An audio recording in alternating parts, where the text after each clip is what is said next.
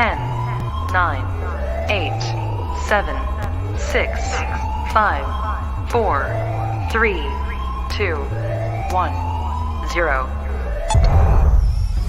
Look at what in my opinion, one of the best goalkeepers right now. We need you to think that you're going to be playing for games. So they want. I'm a little bit worried for tomorrow's game. I saw a stat on online. Sergio Production has a bit of a waste of stats in the world. He's going to play up and down. We only have two men now in the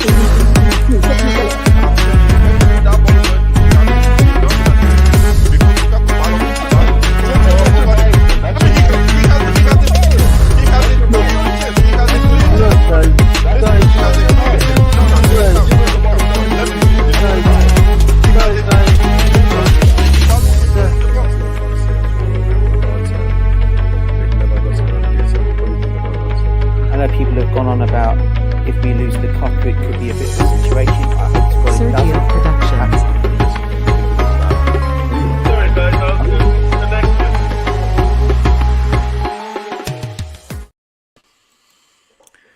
All right, people, welcome to the Blue Lounge. Welcome to the stream. I hope you guys are all doing well. I hope you guys are all having a pleasant evening. Today we have a hot topic to discuss. I was in two minds to do a Q&A or to discuss this particular topic, and I think this topic needs to be addressed. I know a couple of people have already tried to address it. We've also addressed it on a couple of occasions, but I think it's crucial that we give this topic time, especially during this transfer window, as it is imperative that we get our act together and sort the future out for Chelsea in this season and beyond. So we're going to be talking about the board and their backing or lack of to Thomas Tuchel. And we're also going to be looking at some of the transfer stories that have been making the headlines recently. We'll be doing that at the second part of the stream. The first part I want to dedicate to the whole situation with Tuchel, the board, and the transfer window. Before we get into this discussion, let me welcome the people in the chat. We have Elijah first. Elijah, you're like an hour and 3 minutes early, so I'm not sure if we can count that. I think NCT 2 games, big up to you. And then you got Bobby Fairview, who is actually first. Bobby Fairview is actually first because he commented as the stream started. And again, I apologize for being a little bit late. We were about 10 minutes late streaming. So for that, I apologize. Josie, big up to you. Welcome to the stream. I haven't seen you for a while, mate. Patrick, big up to you. Welcome. Big up. You're here early and I'm here late, Patrick. So it is where it is. Let me say hello to my panelists. I have with me today Boogeyman, VJ, Bobby, and MDT. Boogeyman, how are you? How you doing?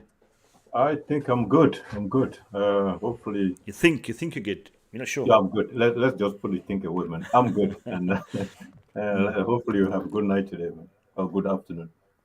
Yeah. It's going to be different for everyone. Some people will be watching this early hours of the morning, evening, night, and also people will be watching this later on, so they could be watching it again at various times. Big up to you, Boogeyman. VJ, how are you? How you doing? All good, Kasim. Good to be on the show. Lots of interesting topics to discuss today. I'm excited as usual. Let's get the stream rolling. Sweet. Good. Bobby, how are you, my man? Hey Mo, thanks for having me as usual. I hope the topics prove to be interesting. I have one eye on the Liverpool-Arsenal game, but I'm very much with you. Sweet, sounds good. MDT, my man, how are you? How you been? I'm good, Mo. Thanks for having me. And I'm doing okay, and I hope everyone is all right. And looking forward to the evening. I might not be able to stay the whole show, but I will stay as long as possible. Okay. Thank you very much for having me Welcome, again. welcome, welcome. Welcome, MDT. Welcome, Boogeyman, Bobby, VJ, and welcome to everybody who is with us in the chat. Big up to everyone. Listen, guys, I wanna set the groundwork for this discussion as follows.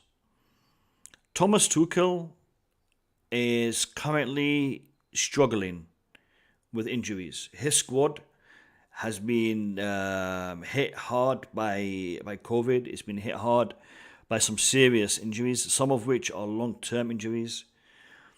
And these have happened, some of the long-term injuries have happened a few weeks before the transfer window opened.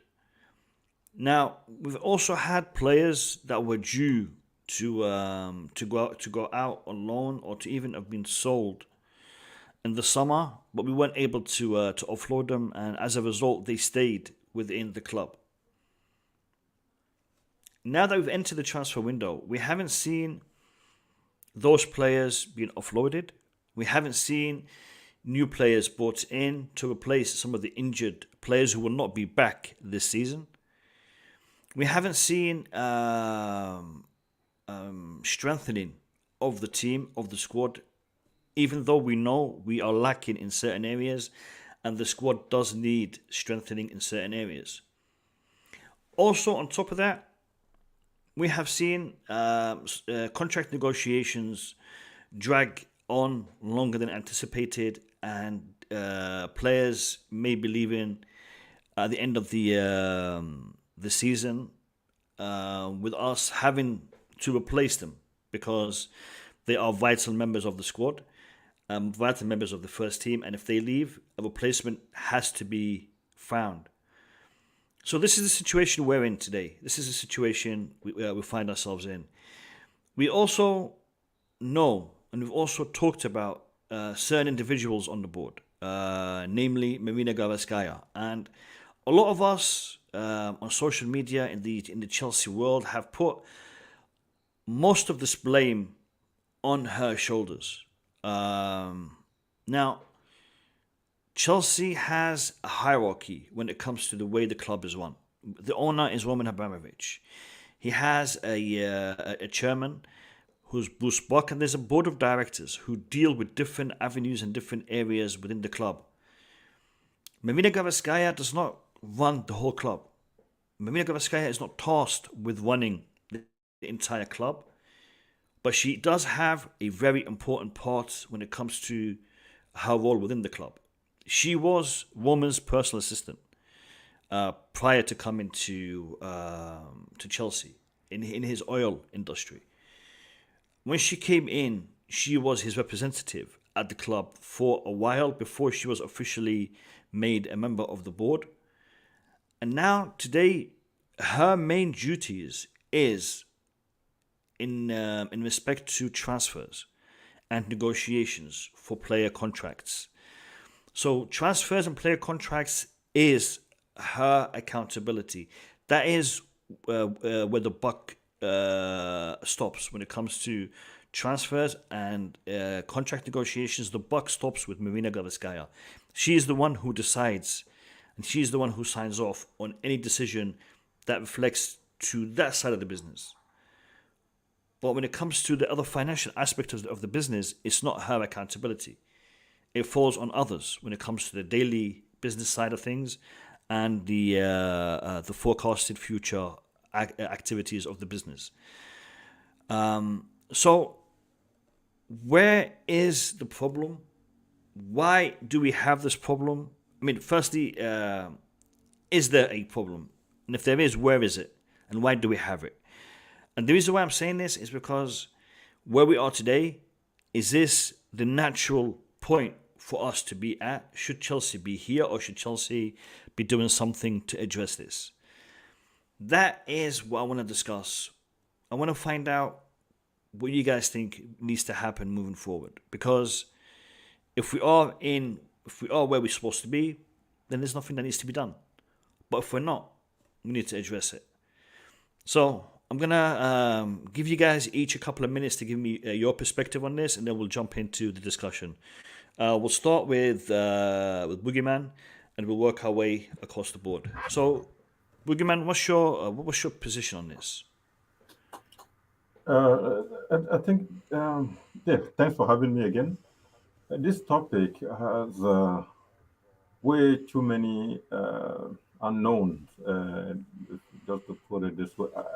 We don't have a detailed insight into Chelsea organization to know who is doing what and who is supposed to do what.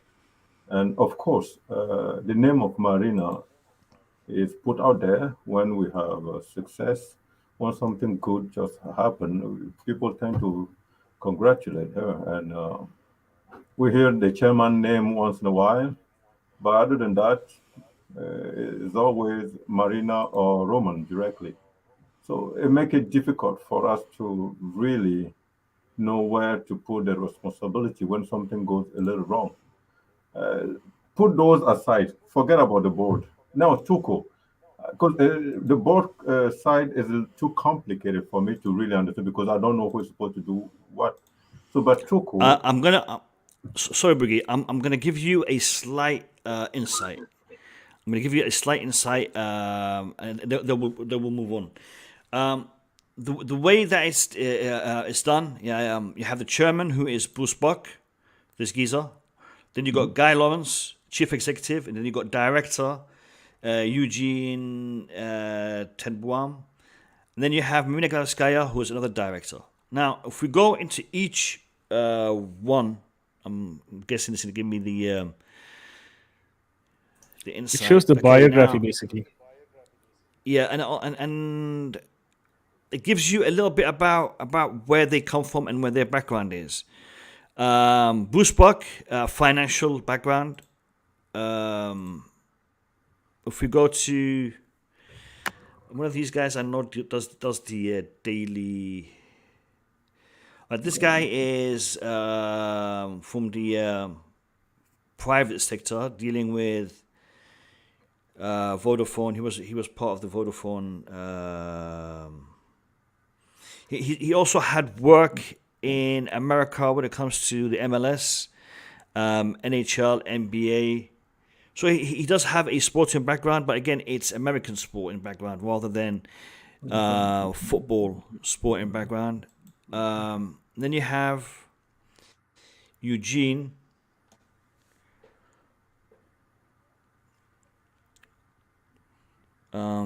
He's been on the board for a while. He's been here since 2003. Was head of corporation Signet. Okay. He was head of corporation finance Signet, the first company that Abraham has. Yep. Mo, can I say something? One second. He has a degree in economics. Yep. And then you got Marina Granovkaia, who she's the only one where it actually gives you an insight to what she does, and her main responsibility for player transactions. Sorry, Mo, read at the top of Guy Lawrence, whatever. He tells you what he does at the top. Does it? Guy Lawrence? Let's have a look. Guy Lawrence, Chief Executive of Chelsea Football Club in February 2008. Overall responsibilities for the day-to-day operations of the club. Yep. Yeah. So he's the one that deals with the finances. I'm guessing when it comes to bums on seats and whatnot, it's his accountability. All right, Boogeyman, take it away. His focus is increasing the club revenue. Okay. Listen, yes. Can you display Marina's Marina job description? I can. I just want to see the profile, please. So Marina, she has worked closely to Roman as a senior advisor. No, that I'm not interested. She moved from Russia, London shortly after the acquisition of that I'm not interested. As that representative, the owner, not interested. She joined the board of Chelsea. She joined the board, yeah. And the football club board in June, and is mainly responsible for player transaction.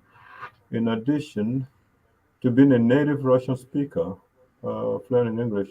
So, player transaction. Man, it just okay. So, if she is the one responsible for the player transaction, I'm not sure if she is the one that's supposed to make the case for each player to the board, and if there is any. There's one person missing though. Marina worked with another person called David Bernard. No, can you please check David Bernard? He's clearly given. He is the person responsible for transfer agreement and all of that. Can someone put it up, please? Let me just say welcome to Julius. How are you, my man? Hey, I'm good. How are you? I'm good. I'm Yeah, good. Is it David Bernard? Yeah, David Bernard. Just click that. Oh, It's very clearly written. Transfer agreement and also ensuring compliance and player contracts. Send me the link because I've googled David Bernard and there's like 1,000 of them. Send me his. I'm ready to press in my screen if you can allow. Just send the Say link. again. I'm ready to Send press me in the the link. screen. Put it- Yeah, link. Okay, all right. Yeah, got the link. Yeah. More, Put it in the private chat. check on your Twitter, whatever is there on the group chat. I'll send it to you. Yeah, there you go. The link is there. Okay, the link is already. Oh, in the Chelsea. Yeah, in the website only. Just under. Oh, I Marina see. Granovkaia. Yeah, I see. I got it. Yeah, I didn't realize there was more names underneath that. He's Right, the here we go. director of operations, which Yeah. he would be reporting to Marina. Director of Football Operations. David joined Chelsea in July 2002. He has overall responsibility for the day-to-day administration of the football department, including transfer agreements and player contracts, ensuring compliance with the relevant football authorities. In addition, he is responsible for ensuring regulatory arrangements and administrative requirements for all club fixtures, including our pre- and post-season tours. A member of the Football Club Board, which oversees football policy for the club, David has completed well over 40 seasons in professional football. He's also represented the Premier League on the FA Council between 2007 and 2018, and is an ambassador for the England national team. So the man's experienced, the man knows his business, yeah. All right. What else you guys want me to bring up? All right, he has overall responsibility for day-to-day, an agreement, a transfer agreement, player contracts. Listen, that's our man. Someone say he report to Granovkaia. It didn't say anything here that he report to. No, they work together, not report. They work together. Okay. Yeah. So that's what I was saying. We just need to know exactly each of this person responsibility in when it comes to the transfer. And Sorry, Boogie. Would it be right to assume that he is at the same level as Marina as well, rather than working for her? I think even He works that, with her. I'll go a little further. Say he is the guy. In fact, For me, Boogie. Sorry to interrupt you, but I think David and Guy Lawrence play a massive part in day-to-day operations. Correct? Because Guy Lawrence is the one who is responsible for the financial aspect of it, while I think David will be more of the logistical aspect of it. Would that be fair? Like fair assessment? more. You see, Guy Lawrence is the chief demonic person when it comes to bringing money into the whatever, and the closest person to Guy Lawrence in that department is Eugene. Okay, they work closer to anybody else. And then you have Marina working with David closer than anybody else. And then Bruce Buck is at the top of them. But Guy Lawrence and Eugene work together more on bringing, maximizing the revenue of the club and things like that. Whilst the other two work closer together. So for me, I think I will turn more to David David Barnard to be the person responsible for player transfer agreement, player transaction, contract agreement, and all those things. Buying players, selling players. He is the guy. But it's actually written in his job description. So that should be our man there. Again, see, it's so clear now that Marina, as much as she tend to take a lot of credits, it's normal that people go after her when they're not happy also, because I've never heard the name of David Bernal before. I just was not curious enough to look on the website. And every time you hear anybody when it comes to transfer, Boogie, you know why? All Marina deal with the agents and also with clubs more than she deals with like the. But it doesn't make any sense. The thing is, if you look, what do you mean by deal more with the agent? Players are okay, like you know, you can have the pass. You can be the face of something. Okay, you the point person that go and represent you whatever. Like let's say you're part of a team, okay, but there's a person behind the scene. You guys talk and everything, but there's one person that go to negotiate. Okay, but doesn't mean that you does everything you go and negotiate you on your own. You work with somebody. Okay, Marina will deal with agents, with whatever. Anybody you speak to, who do their direct agents or whatever, it's Marina, they will say. If you ask anybody, even... no, I understand the fact that... Yeah, that's why she get the credit, not because anything. She negotiates the deals. Yeah, she's the face. She's the face of the negotiation. Someone go back to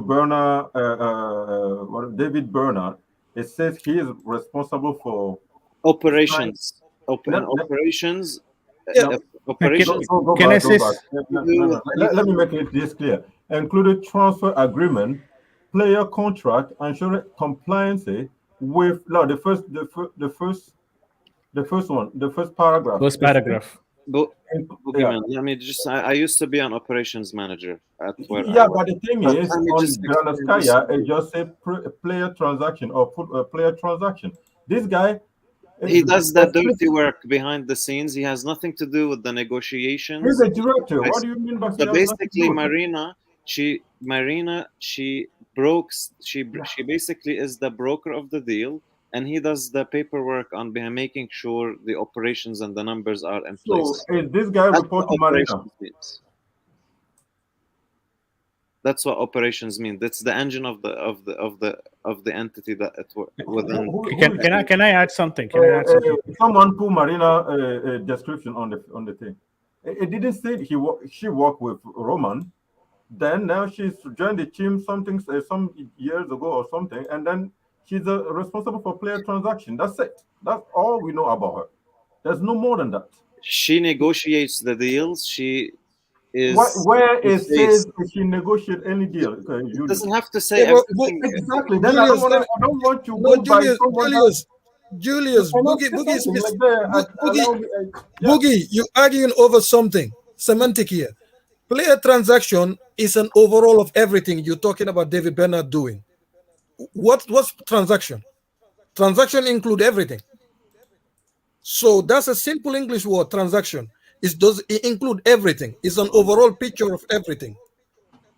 But she's the director, and the other guy is also a director, right? Yeah. They both have the same title. There's the same level. So, but one job description is pretty explicit. The other one is just player transaction. So why do I know who is reported to who, or who has more influence, or who has more? They all have same influence. So what happens? So for these guys, they sit down and they discuss whatever risk assessment, potential deals, and then they take a vote. If they believe it's going to benefit the club, they go with it. Okay, Julius, do they do the same thing, both Bernard and Marina?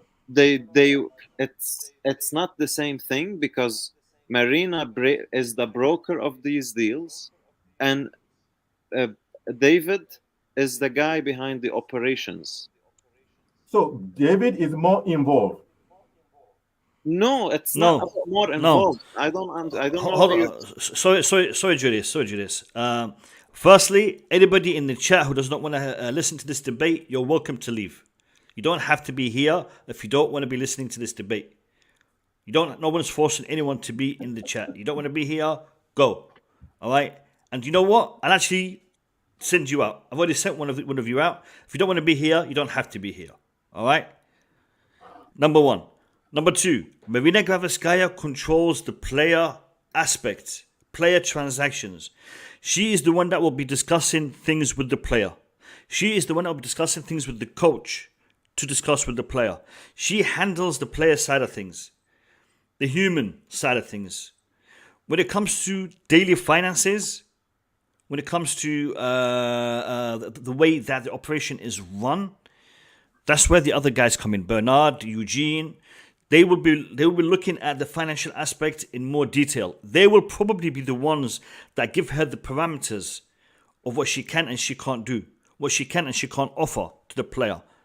But when it comes to the actual discussion, the negotiation part, she is the one that does that. So she deals with the player. She handles the player side of things within the borders or within the framework that is given to her, I would say, by Bernard. And again, this is just based on what we've seen from the website. We could be way off base here, but I'm basing it on this information. And I could be wrong. Yeah, I mean, listen, is what it is. We all have to do our own interpretations. And if someone convinces me, I will take it. It's just, at this point, I'm kind of thinking Werner should be the one responsible for it. I will mute myself a little bit and listen to other people's idea. Because at this point, I think Marina should. For me, Marina should be. We should give him a little bit, call him a little bit slack, and go now talk about Werner. The problem is, I agree. I agree with you. That's the problem. I agree with you. I think there are different aspects, and I think putting it all on Marina's doorstep might not be the right way to go. And that's the way I'm trying to look at it. Again, let's continue across the board, and then we'll come back and discuss it. VJ, your thoughts? Yeah, first thing is, I'd like to say something. With respect to Chelsea's board or any club's board, it's all speculations because we are not in the boardroom. We don't know exactly what the responsibility is as much as what they actually put in the website. We kind of have our own interpretations, like how Boogeyman said. But my interpretation would be this, right? Yes, of course, the Guy Lawrence that we're talking about could be on the executive side of things, could be the person who looks at the financials of the club and all that. But I also think it's not all down to Marina. This person, David Bernard, I agree with Boogeyman in the way that it has been written. He's probably the one who handles the transfer agreements, player transfers and all of that. But one thing that we also have to remember is that for every business, there are two different factors. I'd say, I'd put it this way, right? There is a strategy and there is operations, right? So with respect to strategy, I believe Marina is the one who handles it. And that strategy could be negotiating with the player, going for a, target man. It could be anything, or it could be constructing, constructing a part of stance or anything of that sort. Maybe the strategy part of it is something that Marina is more involved in, and the operation side of things is something which David is more involved in, because when we complete a transfer, it doesn't end there. There's a lot of operational stuff that needs to happen behind the scene. I think David Bernard is the one who's actually doing that behind the scenes. So he handles the day-to-day operations, and thereby he is more on the operational side of things, while the strategy side of things is something that Marina handles. It is my assumptions. I could be, like how Mo said, I could be completely off this year. But that's my assumption. I also think Marina is someone who represents Roman Abramovich in the club, because the thing is, Chelsea is owned by Chelsea PLC, and Chelsea PLC is an entity of Folkestone Limited, and Folkestone Limited's major shareholder is Roman Abramovich. So we all can understand it's not a direct, like a Roman Abramovich has bought the club, basically. The company has bought the club. Question to you, Vijay. Who is the one that appointed Bruce Buck? Who? Bruce Buck joined along with Roman Abramovich. I believe Roman Abramovich, once he came in. He appointed him, correct? Correct. Okay, so why doesn't he appoint Marina Granovkaia as a chairman? If Marina Granovkaia represents women, then what's Bruce Buck doing there? I think they actually have different job descriptions. If you look at it, like I'm not sure about Bruce Buck's entire the job description. I believe we'll have to read through it once, or I'm not sure. I'm not even sure if it is mentioned there. But with respect to like how Marina has transpired with respect to Folkestone Limited, this is how I say, right? Folkestone Limited is a bigger firm with the controlling partner or the managing partner being Roman Abramovich. And Roman Abramovich is someone who can funnel in the money or anything of that sort. And Marina is the one who represents this entity of Folkestone Limited in probably their boardroom. I mean Chelsea PLC. All right, sure. All right, let me just address some of the comments, and then we'll continue. We'll go to Bobby. I've got a comment here from Fraz. He says Marina follows Roman Abramovich's orders. That's how she operates, and that's why she is slow negotiator. I agree. She follows his orders, and I would say that's the case for all of the board. They would be taking their main orders or the main guidelines from Roman. I don't know if that's a factor to why she is slow. You got Bobby Fairview says, disagree more. Marina looks after transfers in and out.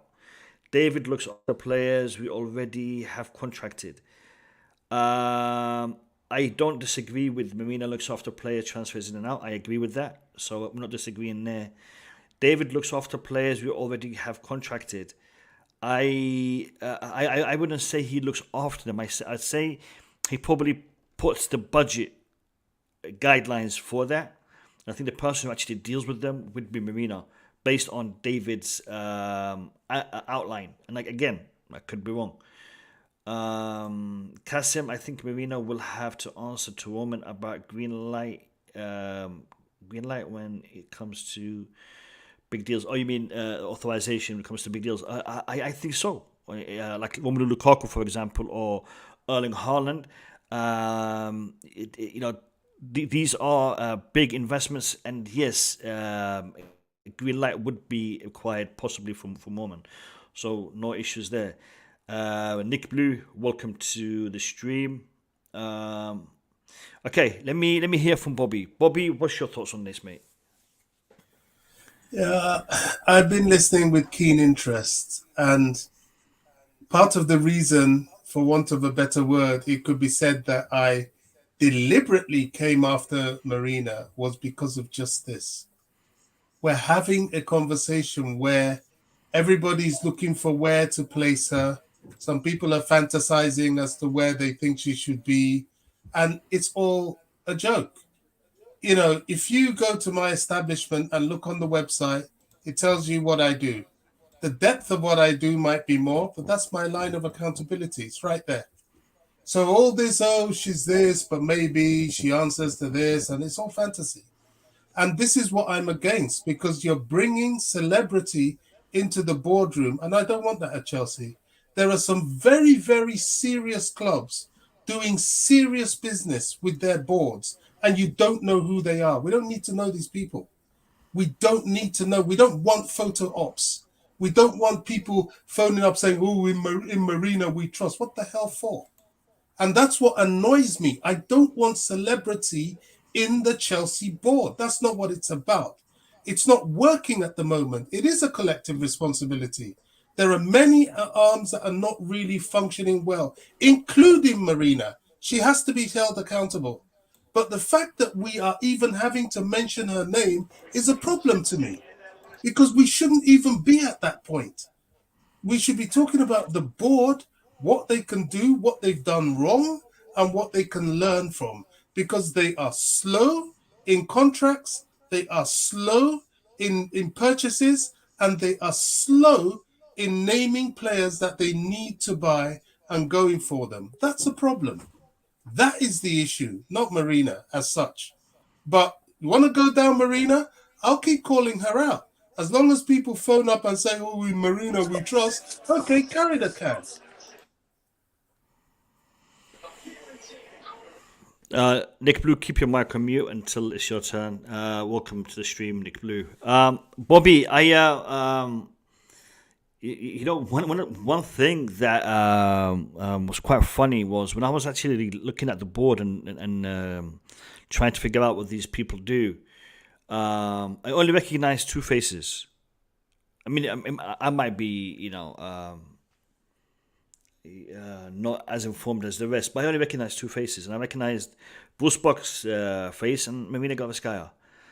The rest I didn't recognize because there is no media attention surrounding them to the same level as maybe Bruce Bock and Marina. And I think it is unwanted attention. It is unwanted attention. And maybe we, the fan base, are at fault for giving the attention to her because she is a lady in a predominantly male-dominated work job role, and maybe because of that, she got the attention from the media and from the fan base. But I for one believe that this is a board issue. This is an issue that the Chelsea board is lacking in addressing. And I think Marina, because she is the one that is most known, is the one that is being labelled for these issues. And again, we'll discuss it in a few moments once we get everyone's opinion on this matter. MDT, let me hear your thoughts on this. Yeah, for me, like I've been saying, Marina, when it comes to dealing with most things, she has a team behind her, whether that's the scouting or the finance people. They give her the information. She go and deal with it that way. But I believe that she take people worship her for no reason, because for me, you're as good as your team behind you, and this what David that's his job. He deals with has a role to play, but Marina is the face of the role. And then you have the scouting department, they will do their job. Marina is the face of that as well. So yes, she deals with the part she deals with. Yeah, obviously that's the photo op, like Bobby might say. But that's the part. She's the woman. She's the woman that will sign the contract. She'll be the one that make the agents. But the team behind her, the people that give her all the information, the parameter to negotiate, is not her alone. There's a team behind her. That's David's team. That's the scouting team. From the player department now, you have Petr Cech. But for me, all this Chelsea board, you know what's the weakness of our board? We don't have any football people there. You will not see this in Bayern Munich. You will not see it at AC Milan. You will not see it at Real Madrid. You will not see this at any top club. Manchester United, that's the problem they have. They have no football people. Exactly. And Liverpool right now, they're trying to get football people on it because this is the problem. If you have just money people and people that look at football as money ball, this is what happened. Chelsea, that's the problem. When we had that 200 million after the transfer ban, that was the time to plan. Because if you have the money, you think you are a kid in a candy shop. You're not planning for the future. They didn't look. MDT, they didn't have any. I want to interrupt you for 1 second. And this is why Man United have decided to give a 6 months managerial role to Ragnick and then bring him on as a director, because they need to address that aspect of the footballing mentality that they need in their leadership hierarchy.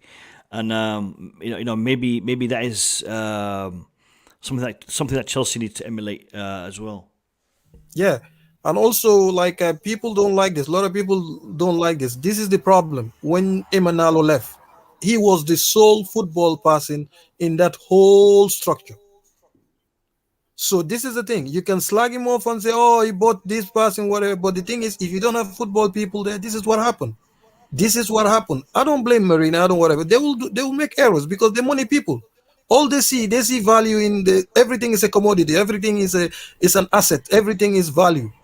Okay, they know the price of everything and the value of nothing. So this is the way it works.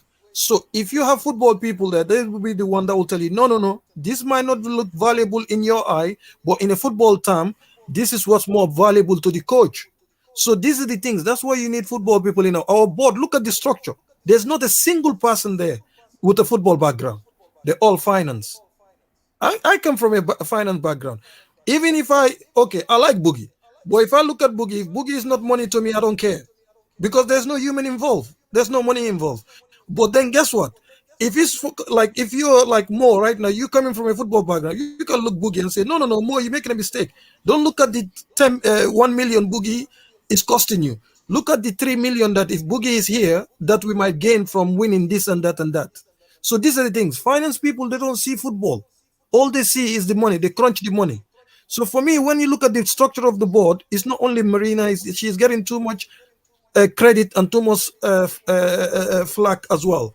But the structure of the board, that's where the problem is.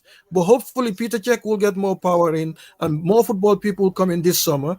That will help us because we have money people there. Everybody on that board is money people. No football. So for me, that's the issue with the board.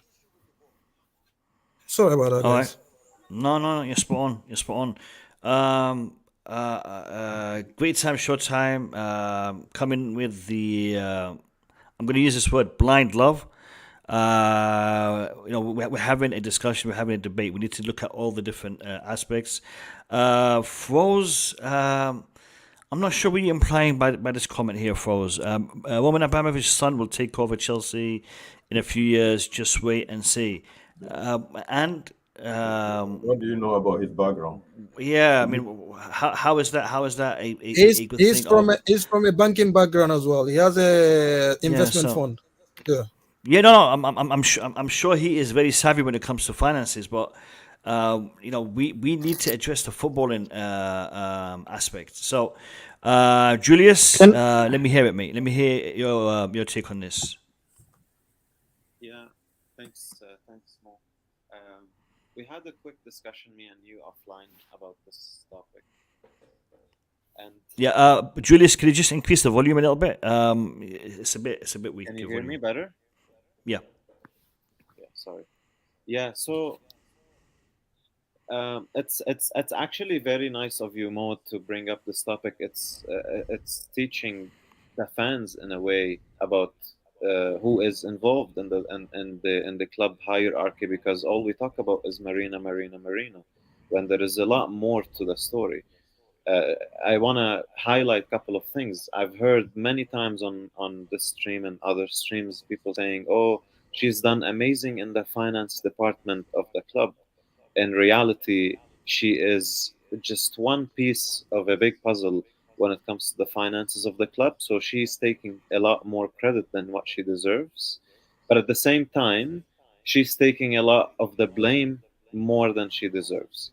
So we have to look at it as an entity more as an individual problem when it comes to the club's football issues and transfers and sponsorship deals, which I also told you I'm not a big fan of the numbers of the deals that we're doing in comparison to other clubs that we should be doing better. So I think the focus here as a fan base needs to be, let's discuss this as more of an entity and let's not blame individuals because that is not going to help solve the problem. There is another thing I want to mention just as a clarification. There is a big difference between having to be the front line of the club as the image and the operations side of the club. Completely different departments and different duties. Basically, Marina, the reason why she gets more attention is because she takes the picture with the players when they sign the contract, right? So that obviously, like, that's what we see as fans. Majority of us, we're not gonna go and Google board of director of Chelsea Football Club. It's not really common. So that's why she's taking all the attention. And David, for example, who works with her closely, is not on the never on any conversations. I've never heard of him before, you know. So that's the thing. The issue more at the end of the day, the football club is making mistakes when it comes to risk assessments, transfer planning, and the corporate financial side of it as well. So yeah, that's my take on it. And if you have guys any more questions, I just want to throw it out there. I work in one of the biggest consulting firms in the world in strategy, and I've worked in operations as well. So I understand exactly how these things work, like how these structures work. Julius, Can I add to this, please, Mo?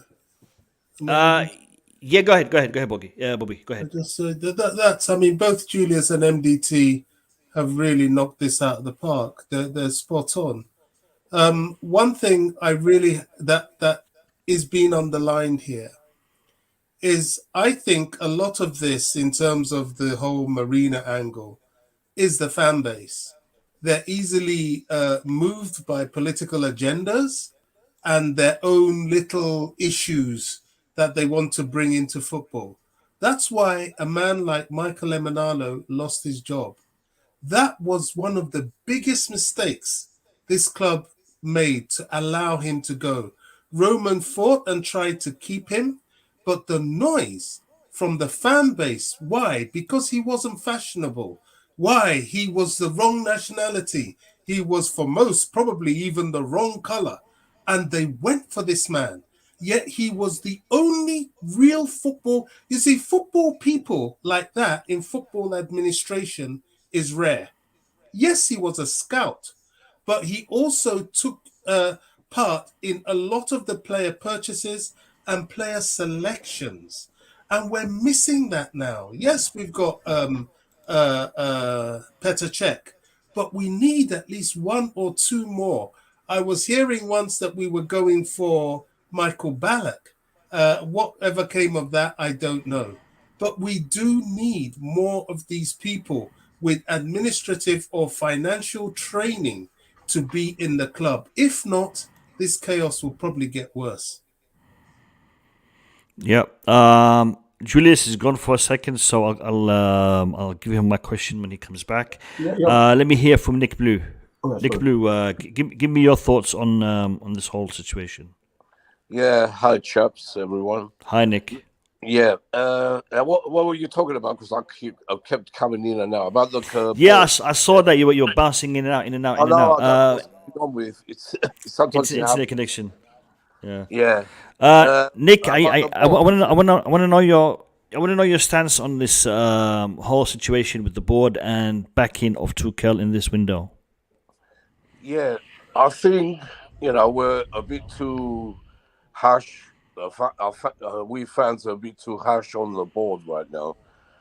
I think that we'll back him, but it's January, so they can't really go out and get a great striker or something with big quality right now. But I'm sure they're going to back you. I don't think that's stupid not to back him in the summer. In the summer, we might see a couple of players coming in, big name players, and. About this Kennedy issue, I think Kennedy, like I said before, is here so they see how he is, and just for a backup, or they might send him out on loan if they can get anyone else in. If Emerson might still come in, we don't know. But I don't think they're not going to back him. He's too good as a manager. They have to listen to him, and you got to Petr Cech there.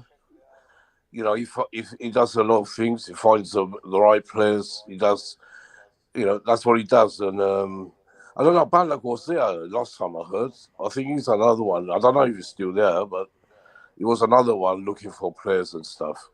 He recommended these German players, what we had as well. I think it was Ballack. And he spoke on Kai Havertz before he came as well. Yeah.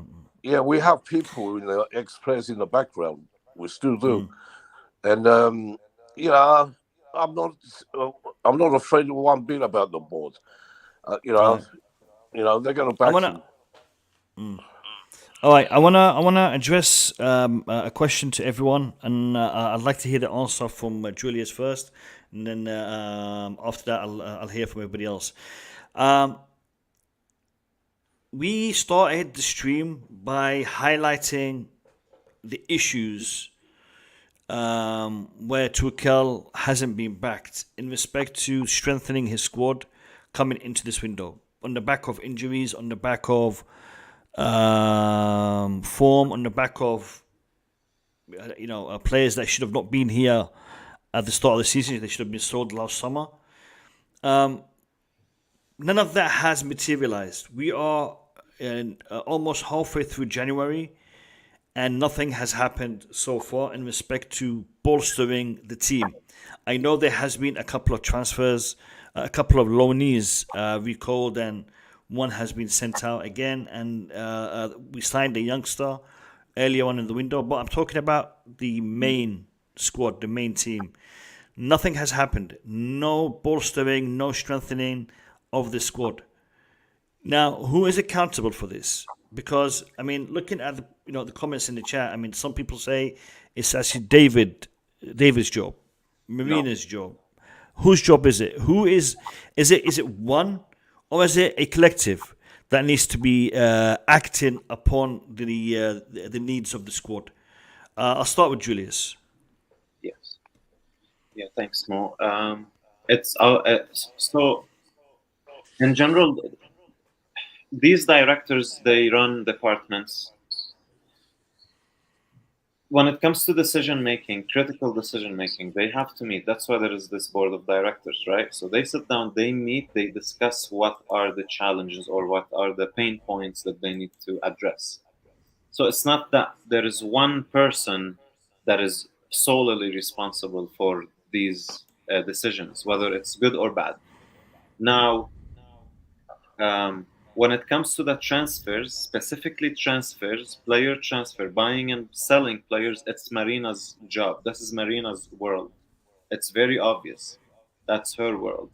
She will come up with suggestions. She will have her team. She will have employees below her, and they will look at data. They will discuss things with Tuchel, with the coaches, with the football world and Chelsea. And then they'll come and then they'll see what makes sense in comparison to the finances plus the footballing information that they have. And then Marina can make a decision. That's why we never have a manager at Chelsea that can actually decide what needs to be done. They can go say, I want this player, but that doesn't mean we're going to get him 100%. If the board can see that there is another player based on data and wages and, for example, potential long-term investment in terms of value generation, generating value from him, they're going to say, oh, you know what, Tuchel, no, this player is the better long-term investment for the club. So that's usually how it works. I don't want us to just say it's only Marina's fault. No, it's not only her fault. It's a collective issue, and lack of footballing people in the board of in that directory department is one of the key issues we have in football in general, and that's a common problem we're seeing at Arsenal, Man United, and many others. These people see things only money. They don't see anything else. It's dollar. Even the player, it's dollar. It's not. They don't look at data the same way Thomas Tuchel would look at it. Thomas Tuchel would look at it and analyze it on how it can benefit the team in its system and in terms of game by game analysis. These guys look at data, goals, assists, age, wages in terms of dollar value. That's how they analyze things. That's why we are not on the same page between the business side and the football side. We're not on the same page at Chelsea. Does that make sense? Yeah, but it does in a way. But at the same time, I'm confused because the product we're selling, if we're looking at this from a business sense, the product that we're selling is the football. The football is our product. And if we can't sell a good product, then we're gonna be mismanaging the finances of the club, right? That's what we're doing. We're not doing well financially. We're dropping. Arsenal was below us, and during the Emenalos days, just to mention that they're ahead of us right now, and I think we're not doing well financially. MDT has been discussing this. I wasn't really aware of it, to be honest, recently. MDT has been raising this concern for a while now, and he's right. We are not as rich as we think we are. Yes, we have a billionaire owner, but in terms of finances, day-to-day finances or yearly reports, it's not looking good. And Mo, the thing is, it's not that they don't want us to succeed. Obviously, these people want Chelsea to win and compete. But the difference is they're not making these decisions purely for football reasons. They're trying to, it's like a hybrid system. What makes sense in terms of being successful on the pitch, plus money-wise. But what baffles me is a deal like Lukaku. Because from a business perspective, this is where I told you before, we gamble so much. We try to be smart over a period of time, and then we hit a roadblock, and then we panic. We don't have enough time to make decisions, and then we go and make hasty decisions at the end. Just similar to what happened with Morata as well back a couple of years ago. And we buy a player, we spend £100 million knowing that he's not going to succeed at the Premier League. And not going to succeed, that's a little bit harsh saying, but it's not going to reach that potential to be worth 100 million, because he's not going to score more than 15, 17 goals. That's his average throughout his whole career. But they're gambling. They're like, okay, you know what? We need a striker. He's improved. Look at his numbers at Serie A. No context. Let's take a risk, bring him and see what happens. You know what I mean? So lack of planning, lack of risk assessment. And when I say risk assessment, is you have to look at previous seasons. How many injuries have we averaged a season, and what month specifically we had the highest amount of injuries? Those things should be done. December, November, exactly. Are we surprised we have injuries? Every year we have a lot of injuries, especially in December. So I'm like, that's why I get annoyed when people say, oh, you cannot plan for Chilwell's injury. No, you can plan. Yes, you can. Because you have to break down the possibility. What if Chilwell gets injured? What if it happens? What are the alternatives? If he gets injured for 2 months, do we have the capacity or the resources to cover for 2 months? If he gets injured for 5 months, this is how you do risk assessment. Break in depth to make a business decision in the long term. We clearly do not have that in the club. We don't.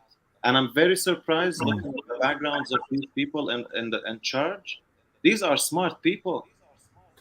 CEO of Rogers Communication. That's the biggest telecommunication company in Canada.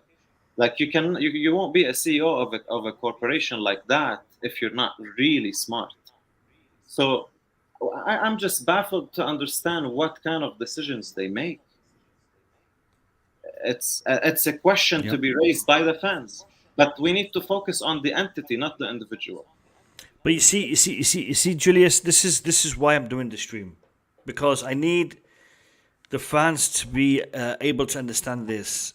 You see, we've been talking about Marina. We've been talking about things in a vague manner. And this is why I wanted to look at who is on the board and what their background is and what they do. Because this is an issue that we need to know the roots of. Now, when we were talking about Marina, she is a part of the problem. But she is not the problem. Exactly. The problem is the board. It's the way that it's been structured. It's the way that it's been run. I think Roman needs to re-examine this. He needs to look at this again, because these issues, these problems, they're not going to get fixed. Because if it was a problem with one individual, we could fix it by replacing that individual.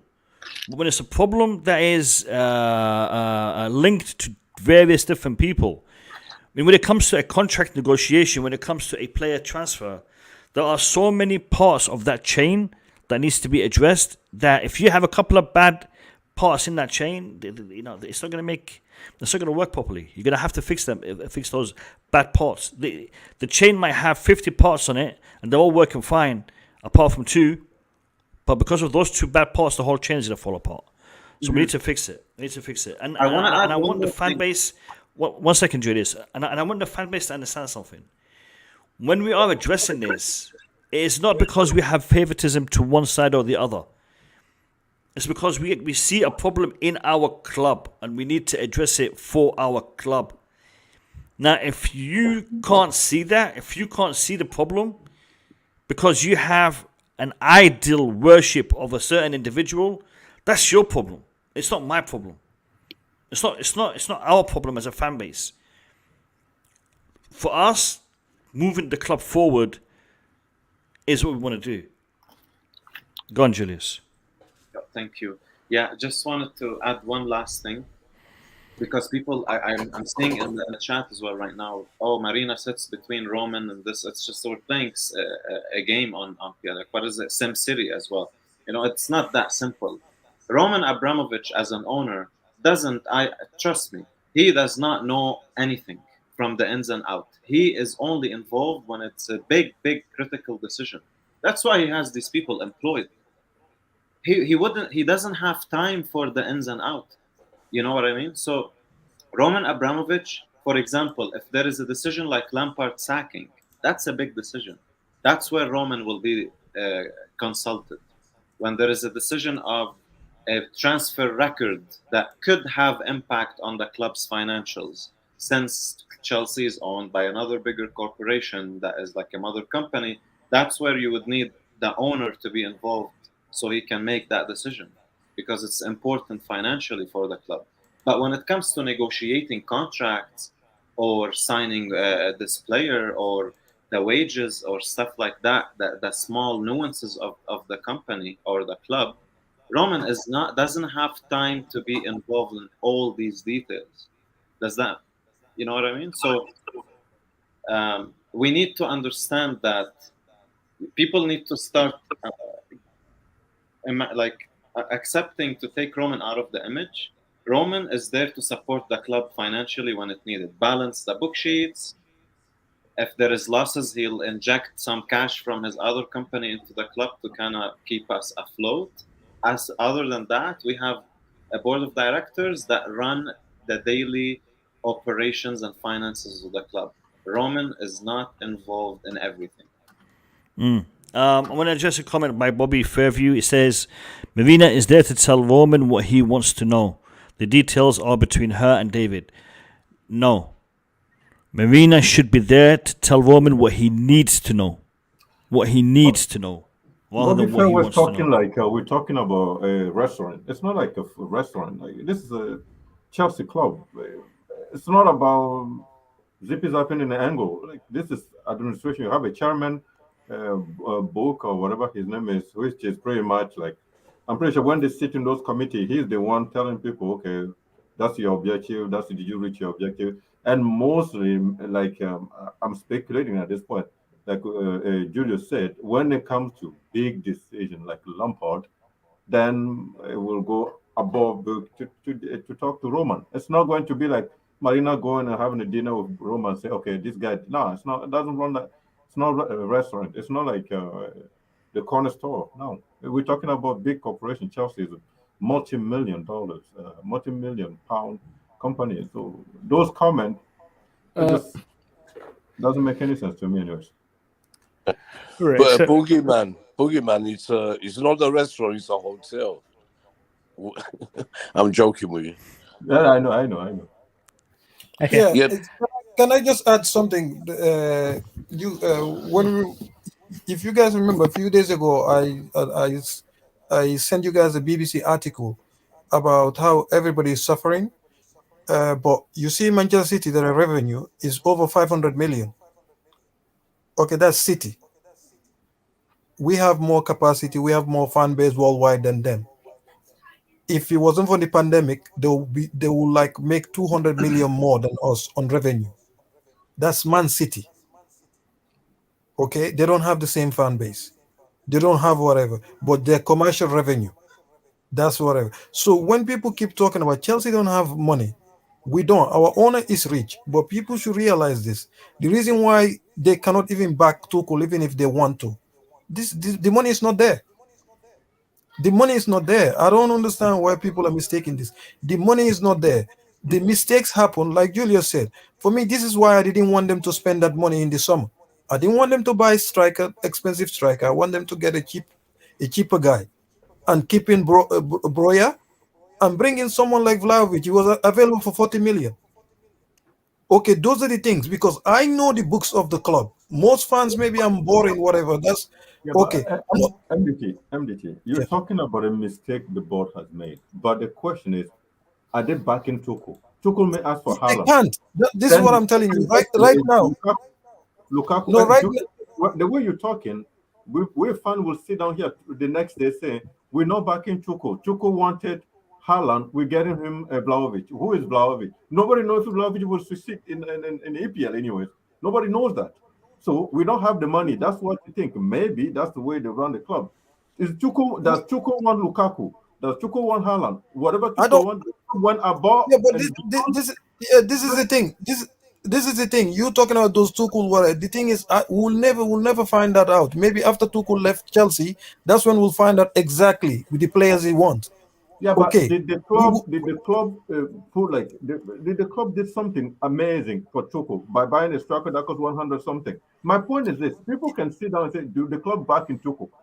You say we're never going to know what Tuchel wants, but at least but what I'm trying to say, we don't have the money. That's what I'm trying to tell you. How do you know that? Okay, Bugi, I'm not going to go into details because you don't read that. As far as I'm concerned, I don't think you read. We don't have the money. MDT, the question I'm asking, I'm not trying to be annoying. I'm not trying to annoy you here. My point is this: we all show they publicize the revenue or whatever whatever they call it, minus 140 something. I know we don't have the money. I've seen it. The problem is this: for some reason, after last season, we all cry. We need a striker. We need a finisher. We need whatever it is. They went above and beyond their capacity or their money or their financial capacity to buy a striker of £100 million, and they brought it to Chelsea, and he is at Chelsea. Whatever he's doing now, nobody. We all know what it is. I've said this before. Boogie. I've said this before. Sorry, Eric, Nick. Sorry, let me just say this. You know about the Lukaku thing. You remember I said it before. He was the cheapest striker they could get. Believe it or not, he was the cheapest financially. Right. I'm going to say something here. Hold on, Nick. I'm going to say something here. Let me give the mic to Bobby because he wants to jump in.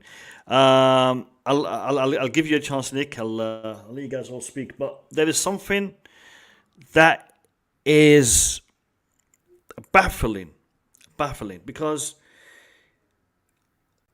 we won the Champions League without Lukaku, but with Giroud and Tammy Abraham. Both of those players, both of those strikers were not favoured by Tuchel. They were not favoured by Tuchel. Giroud and Tammy Abraham, in my opinion, did a better job for Chelsea than Lukaku has done since he's come in. Let's be fair. I know Tammy Abraham is not a world class striker. I know Olivier Giroud is getting old, but both having them in the squad were more beneficial for Chelsea than having one striker at £100 million. That was an error. In hindsight, it was an error. When it was actually happening, I was for it because I wanted to give Tuchel the world-class striker that he wanted after winning the Champions League. But in hindsight, I think we made a mistake. Now, I can make a mistake. You guys can make a mistake because we're fans. We don't see the things that the club sees. We don't know the things that the club knows. We don't have a professional scouting team. And I don't want to talk about the scouting team because we know what kind of mistakes they've made recently. But the club should be able to make that decision better than we can make that decision. Exactly. Hindsight is 2020. I agree. But the thing is, I don't have what they have in regards to information. They should have been able to make a better judgment. And make a mistake once, make a mistake twice, we can get over it. Make a mistake every single season, 3 or 4 times a season, is where I am having this problem. The next part of this debate, I'm going to show you some of the transfers that we're about to do, or that we're supposedly going to do. And I'm going to address them, we're going to talk about them as well. But are we in this position because we don't have the right people running the club, in the board? Is this the reason why? Or is it because the manager pushed these players out and wanted to bring in Romelu Lukaku? Because again, it will be a different scenario depending on what really actually happened and how it really panned out. Let me hear from Bobby, and then I'll go back to you guys because Bobby's been waiting. Yeah, thanks, Mo. You're spot on. I think it's a bit of both. I'm not sure we have the right people on the board, and I'm not sure, even with those people, if they are the right people, we have the right mix of backing around them. Now, I'll go all the way back to Julius, who mentioned risk assessment, and I'll also go back to what I said to you in December, that I don't even have any confidence of any deal being done. Chelsea not having the money, well, that's relative. They're not broke. They don't have less money than Aston Villa, that don't particularly have a bigger stadium and all that sort of thing. It's quite. This is where the finance people and the money people come in, but we're not seeing them there. We're meant to be run by these sort of big business people, but they don't seem to be applying basic business principles: risk assessment, business continuity, disaster planning. Nothing. What is our business continuity if the first team go out? Are we confident that we have a youth team to come and take over? Chelsea had a plan back in the 70s when they lost all their players. That's when they brought in the youth to take over the first team. I don't think we even have that structure. It's all very chaotic, very spontaneous, very disorganized. Who's responsible for that? I really don't know. But what doesn't help is the fan base commercializing individuals in a board that should be dead serious as carrying the destiny of the club in their hands. What's the way forward? Well, if we don't learn, we're just going to start retracting. You made a very, very strong point about the whole Tammy Abraham, Giroud situation and Romelu Lukaku. We're still hoping he's going to score goals. But if we're realistic, the signs are not there. So it does look like a mistake. Whose mistake is that? Is that Tuchel's? Okay. Well, he said he wanted him, so perhaps we can say it is. I'm sure that if he is a mistake, the board won't hesitate to say it's his mistake. But to answer, does the board back Tuchel? Of course they do. They back him as much as they reasonably can. They're not going to say, oh, Thomas Tuchel wants to buy, for example, Kempembe from PSG, and he must get him. Well, sometimes you can't get what you want. But, are they supporting him in terms of recruitment or in terms of looking to solve the problem? We're made to believe they are. But in my view, it's not being done efficiently enough.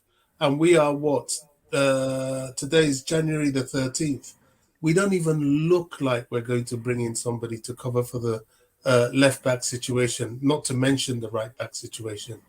the board has problems. And the sooner we as a fan base start highlighting it, maybe they'll listen and look to start to sort it out by the summer, because right now it's too late. Yeah. Nick, you want to jump in? Yeah. Going back to you were saying about Giroud and Tammy Abraham. I don't think Tammy Abraham would have been a good idea to keep him on. He didn't have enough strength. That's why we got Lukaku, because he can hold the ball and get into spaces. He's a much better player all round. Yeah, he hasn't been scoring. That's the only thing he hasn't been doing. But Giroud I liked a lot, but we couldn't keep him forever. So Tuchel wanted a striker. And they got him a striker, so we can't blame them. They done what Tuchel wanted. All right, he might have wanted Haaland in the first choice, but we couldn't get him for the stupid money they wanted. His agent wanted. So we stuck with Lukaku. Even last night, he didn't have a bad game. Even when he's not scoring, he's still there. He makes his presence felt. So I think we have to wait. We're rushing it a bit. Everyone's getting too anxious too soon. We're in a final already. We got another 3 competitions to fight for. And if we beat City on Saturday, the league ain't going to be finished. So all our fans, I don't know, is it because they want to talk about something? Or they're just, I don't know. They're too anxious, too very anxious. I'm not like all these people. Me, I trust Chelsea, and I know in the end, they're going to do what's right for the club. And the board as well. Roman, he's in the background, but he knows every single thing what's going on. And he's not, as we know, he's a great man, and he will do the right thing for Chelsea. That's what I want to say. Yeah. All right. I'm gonna. Go on, Boogie, because I'm gonna change the topic slightly. So let me hear from you.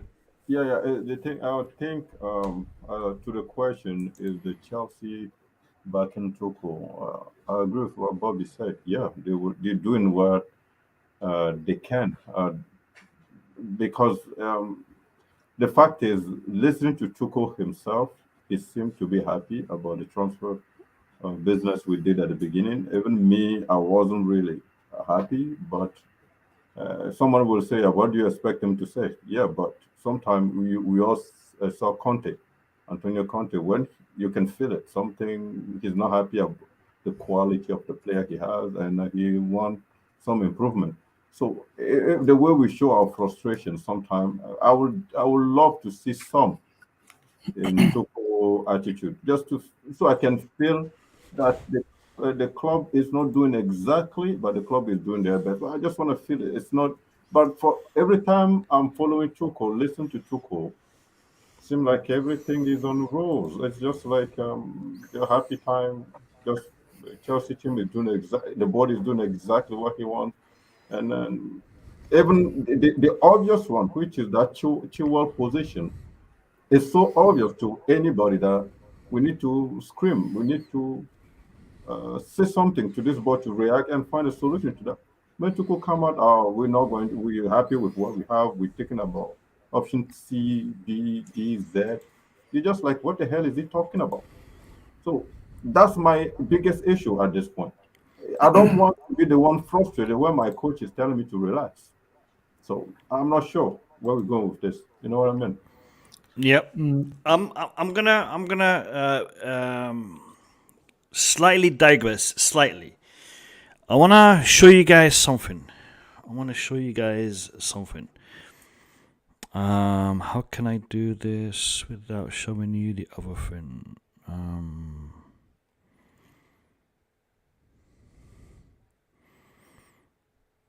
All right. I can't show it to you, but I'm gonna read through it. Because there's things on the screen that I don't want to show. I've had a quick look at the transfer stories that have been reported by the press today. So a quick glance. at a glance, we have been linked with a PSG defender, Kimpembe, for 40 million euros. We have been linked with Tchouameni, and this link has been it's been going on for donkeys now. Apparently, Ruben Loftus-Cheek is being linked with Juventus. He was linked with Lazio earlier on in the season. We're looking at Sergio Dest to come in for the left back or for the left wing back or the right wing back position. Antonio Rudiger apparently is going to stay. Emerson Palmieri is still a player that Chelsea is trying to push to recall. A 4 million euro offer compensation has been tabled. Olympic Lyon are refusing. These are just some of the stories. These are just some of the stories that are in the headlines today. These stories, naturally, they'll reflect media speculation. They'll reflect specific agendas by certain journalists. But in a nutshell, these stories also reflect the ambition for Chelsea Football Club and the work that Chelsea Football Club are currently doing. Kimpembe is a player that played for Tuchel when he was managing Paris Saint-Germain. Good defender. Wouldn't have an issue with him at Chelsea. But again, why isn't the Antonio Rudiger situation resolved yet? Christensen still potentially leaving us to go to Barcelona. Why are we in the situation right now? Why is the situation not resolved yet? Why is it that on the 13th of January, we still haven't replaced Ben Chilwell or got someone to cover for Ben Chilwell? Why are we still looking at Sergio Dest? Why are we still looking to bring back Emerson Palmieri? Why wasn't Emerson Palmieri's situation addressed at the time when Ben Chilwell was injured? Why did we have to... And Kennedy. And why did we have to go through all of this roller coaster ride of Digne, this player, that player? Why are we still not addressing this? And why is it when it comes to Barkley and Loftus-Cheek, it's still vague in respect to the way we're going to move forward? Now, there was a topic that me and Julius talked about earlier on today, and I think it is a very important topic that we need to address on the stream. And that topic is player marketing strategy. And as soon as Julius mentioned it, I said to him, or the lack of, when it comes to Chelsea Football Club, because we don't seem to have that at our club. And a clear sign to suggest that we don't seem to have that, or that philosophy at our club, is that we seem to sell players cheap and buy them expensive. And we've done that recently. We were talking about how good a selling window we've had because we were able to sell so many players. But if you look at the money we got for them, could we have gotten more? Could we have demanded more? Could we have pushed for more? When you see how hard it is for us to get a player of the quality of Koundé for the price that we deem to be fair, and yet we are able to sell a player with the quality of Zouma for a price that is really unfair when it comes to us. Tomori, again. Livramento, again. These are all players that I think we did not sell for the right price. And today, when £5-10 million does make a difference. Yes, we're saying, it's only a £5 million, it's only a £10 million. But when you look at the state of the finances of the club, it counts. It makes a difference. So I want to get Julius to give us his thoughts on this player marketing strategy that Chelsea seem to be lacking in. And I want to get everyone here to discuss it and to address it as well. So, Julius, take us away, mate. Thank you all. Yeah, you've mentioned pretty much what I wanted to say. Spot Did I steal your thunder again? Did I steal your No, thunder? no, that's perfect. You were spot on, to be honest, and that's a reality. But what I wanted to mention is how do we do it? You want to look at different. So basically, when you're trying to come up with a successful strategy, you have to look at what other clubs are doing that are successful at it. And one of those clubs are Ajax or Dortmund, for example. Ajax, somehow they were able to sell bang average players with such a high fee. You look at Dortmund. How many times have Dortmund sold players that were not that looked, oh my god, unbelievable, and then they were able to, and then when they do the move, they look so average. And the reason behind it is, if you notice how Dortmund do their marketing is, for example, on their page, they always create videos with dramatic commentary and music behind it, showing specific skills or goals of those players at a young age, and that kind of have a psychological impact on the market, on the fans, on the hype. So it's something we need to do more. For example, we have a player, for example, like let's say Billy Gilmour.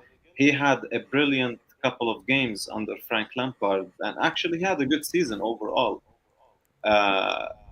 If he was a player at a different club, he would have been hyped and talked about as if he's the next big thing.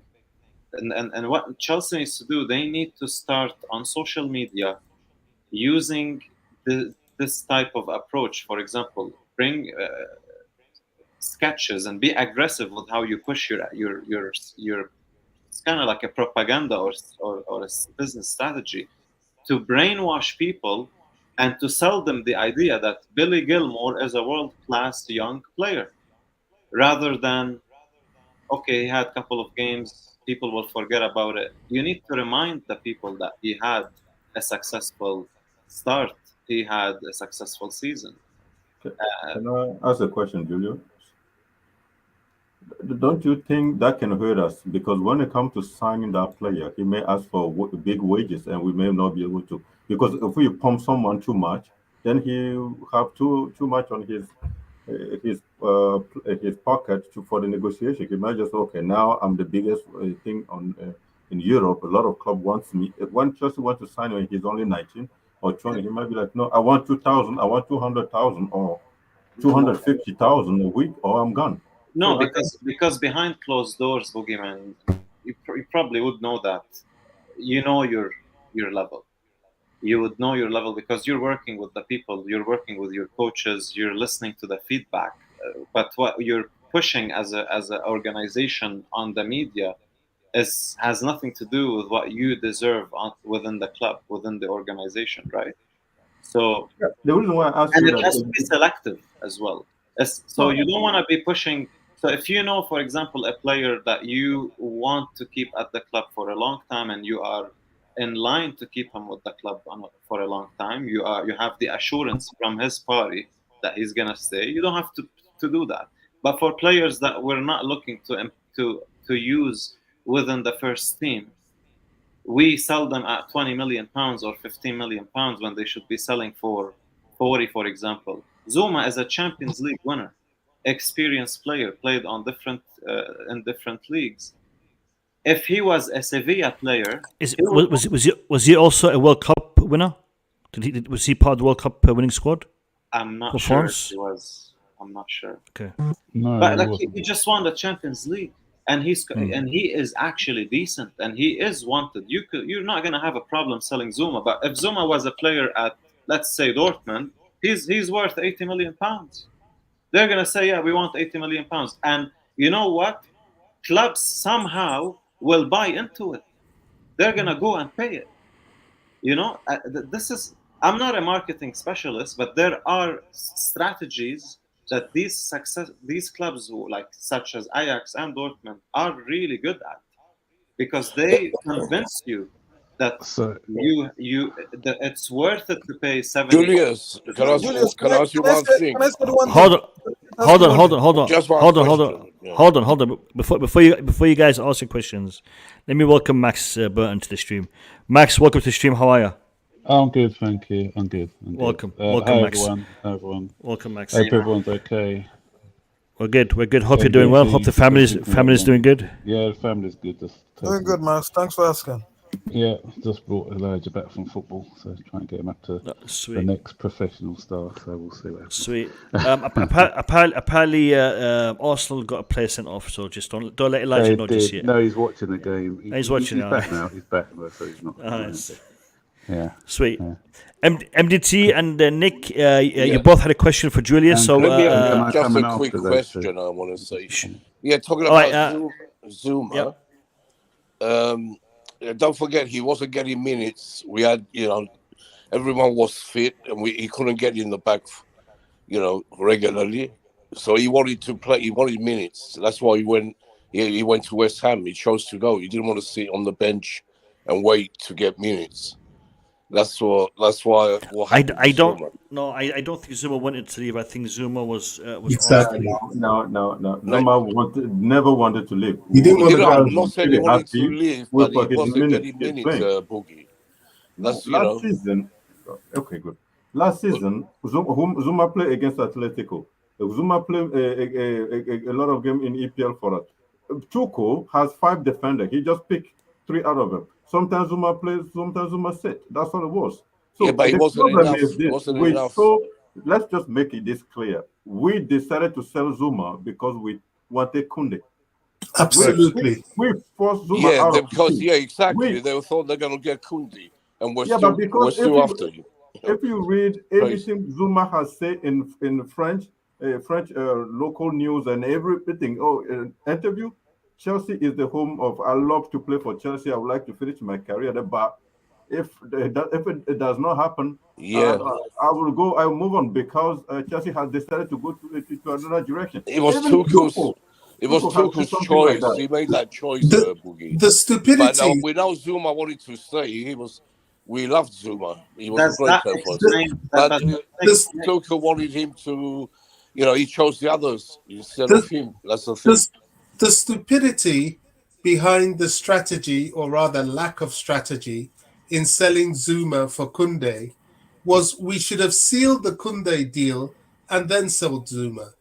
I know he was sold for far too cheap, and that's yet another issue. We do all these panic sales excessively, but when we sold Zouma and then stupidly went to go and get Koundé, on a verbal agreement, they turned around and said, "Oh, you've got an extra 38 million quid in your pocket. We can up the price." We're not thinking. There is a problem in Bobby. There is a school of thought which I struggle to understand, and the school of thought stays as follows: If you sell a player, then you have extra funds. Then you are able to buy a better replacement for that player. However, if you sell a player to get his replacement, you will be paying more for his replacement than you would had you not sold a player. The other side, the flip side to that is, well, if you want to sell that player after you buy a player, then you're going to be in a position where you have to sell. Therefore, the club that's going to want to buy your player will drive the price down because you have a player that is surplus. Well, that's where the negotiation comes in. Again, Bobby, that is fine. At Chelsea? That is fine. Again, Bobby, that would be fine. That would be fine if we were anticipating to get a higher price for Zouma. What we ended up doing is we ended up selling Zouma before we bought the player. Okay, and we sold them at a cut down price in order for us to expedite the sale so we can make the purchase. And we ended up selling our player cheap and not buying the player that we wanted to buy. And the other side of that would have been if we had not sold Zouma and the deal for Koundé broken down, we would still be able to keep Zouma. And if the deal for Koundé went through, we can still sell Zouma for the price that we ended up eventually selling him for, because it was a cut down price for a Champions League winning defender. So whichever way you look at it, we made a massive mistake in the sale of Kurt Zouma. Whichever way you want to look at it, in respect to the timing, in respect to the price, in respect to the caliber of player that we are currently without because of the sale of planning, Zouma. In respect to the strategy. Everywhere, whichever way you want to look at it. Julius, is there anything else you want to add to your statement, or shall we continue talking about the? I just want to say something about what Julian was saying about the promotion, the marketability and promotion of players. Yeah. Julius, you're right, but one thing Chelsea fans have to take responsibility with: any fans, Real Madrid, anywhere, they promote their players. Even players they think they're not good enough. You know why? It helps the player. It helps the club. But whenever Chelsea put promotional material of certain players, some people in the Chelsea fan base they think it's their job to keep the players in check. If it's a young player, they will attack the player for his overhype. They will compare the players to other players in other similar age group in other teams. We Chelsea fans check our comments to our players. You will see. So to promote your own player has to come from not only the club. The club need the fans. So like Zouma, even when Zouma was the deal didn't go through with Koundé and speculation was like there's something going on, he's delaying. Chelsea fans were attacking Zouma to leave the club. They want Koundé. Koundé is not even our player. Zouma has been with us since he was 2021. But guess what? You wanted to just throw him out for a new brand, something you have not even seen played for your club yet. So sometimes the club need us to promote these players, but there's a part of our fan base that think that they are the gatekeepers to keep the players in check. Okay, because the players are overhyped or whatever. That's the thing. Liverpool will sign a useless player. After giving them just few debut in their first team, they can sell the players big money. Like Brewster. Brewster is a Chelsea youth product. They sold him for 20 million. He has not even scored a single goal in the Premier League. They sold him. Solanke, Chelsea youth product. How much did they sell him for? 18 million? Chelsea have a lot of tweets on Twitter. Yeah. The thing is, when we try to promote our own players, Bobby. Yeah, when we try to MTT spot on. When we try to promote our own players, young players, or even players that are not good enough, like whatever, we Chelsea fans start laughing at them, mocking them, make clips about them. When teams wanted Batshuayi and Chelsea were negotiating, people were laughing. Look at these dumb people. They want to pay for Batshuayi who doesn't even have a brain. Tammy Abraham was called here a donkey all along. Arsenal wanted Tammy Abraham, but Arsenal fans revolted. Arsenal back off. Chelsea fans will look at themselves. Take a light and look at ourselves. We are the cause of our club's problem. Right. When it comes to selling players, we are the worst people when it comes to denigrating our players, attacking them, belittling them. And they're still doing that. Yeah. Alonso. Look at Atletico Madrid. Want Alonso. A lot of people want Alonso. Alonso is in demand. But look when Chelsea fans talk about Alonso. Kepa, listen. Rudiger. You remember Rudiger last year? It's done. They take him for free. Yeah, MDT is right. Okay, so to promote the player, it has to start with the club putting the image of the player up, the fans promoting the player. Okay, but the way it is, man. If the fans are going after our own players, reducing their value, look at Barkley. When Barkley has those first 2-3 games in the season, this season, Newcastle wanted him. But Chelsea fans start laughing, making clips insulting him. You never see Ajax fans do that. Thank you. You name a fan how many trophy Ajax is winning? How many trophy is Boogie, look at it. There's a culture thing here. Let me give one example. I just sell player. We don't sell. Let me give you two examples. Two clubs that are struggling. We find don't take. Boogie, you're missing the point. You're missing the point. Play or you don't play. No. Just one second. Boogie, Max, I apologize, but I have no control over the stream. So if you want to jump in, you jump in whenever you want. Boogie, let me just finish this. You're missing the point. There are two clubs in this world that are struggling to sell their players because of their fans' hostility to their players: Arsenal and Manchester United. And Chelsea have just joined them. Chelsea used to be able to sell players. Chelsea used to be able to loan players. Look at Bakayoko. We made our money back. We used to be able to do it, but in the last 3-4 years, we've joined Manchester United and Arsenal. on targeting your own players. Look at Manchester United and Arsenal. They can't sell even their good players. They can't sell them. So when Mount is missing goals, when this guy, you're going about goals. You can criticize a player. You cannot denigrate them. Critic and denigration are different. So I cannot say Mount is doing something that I feel like he's not doing. You always go to the extreme. We're not talking about critic in a player's performance. Let me. Hold on, Nick. Nick, one second, Nick. Yeah. Sorry, Nick. One second. What we have in the Chelsea fan base today, we have player worship. We have player worship. Because we have player worship, the other side of that is the people who are going to hate on those who worship a certain player. If you worship a certain player, no matter how bad they are, you're gonna come on social media and support that player, then there's going to be a response to that reaction. To their action, there will be a reaction. To the action of you supporting a player who's not performing, there will be a reaction of people are going to be bashing that player because of your support for him.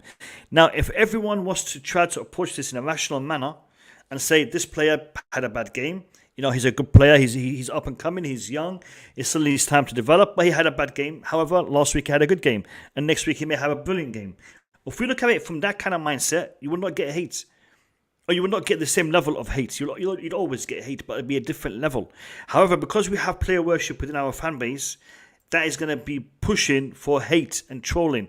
And because of the hate and trolling, you're going to see that ripple into the other fan bases. And they're going to be like, oh, look, this player is being hated by his own fan base, by his own club, by his own supporters. Then he can't be all that great.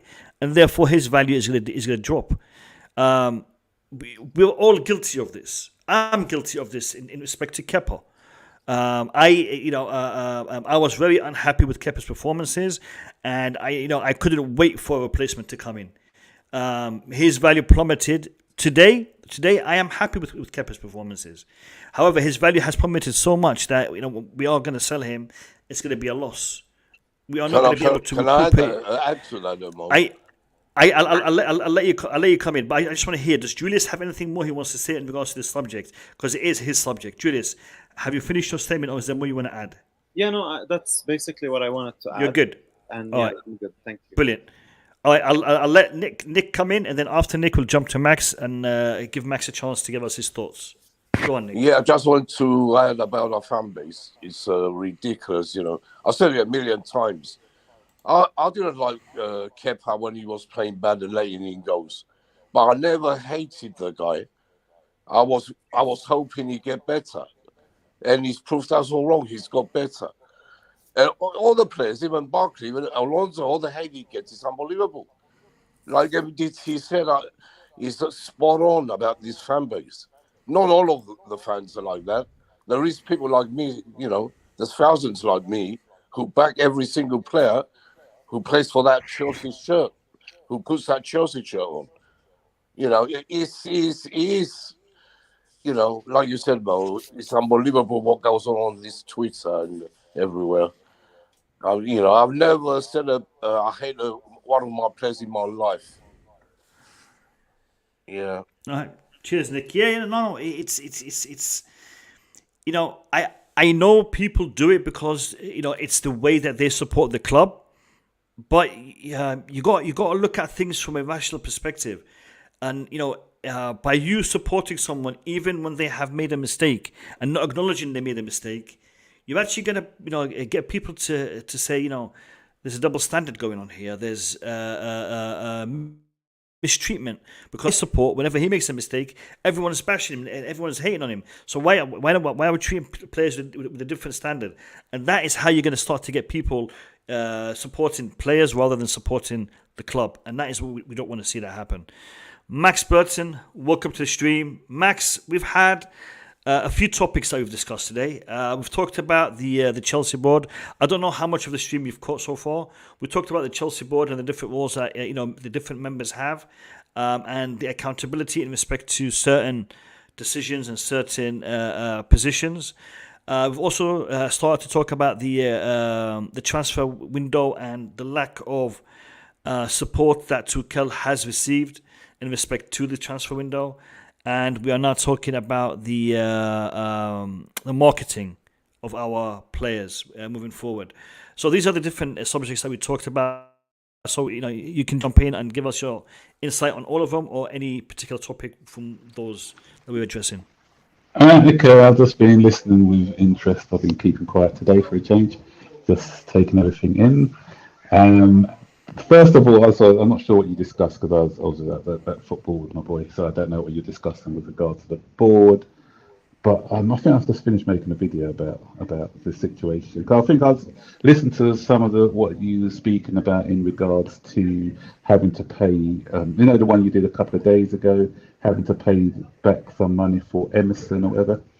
But nobody on the channel addressed the fact that they actually have to pay a loan fee to get him in the first place.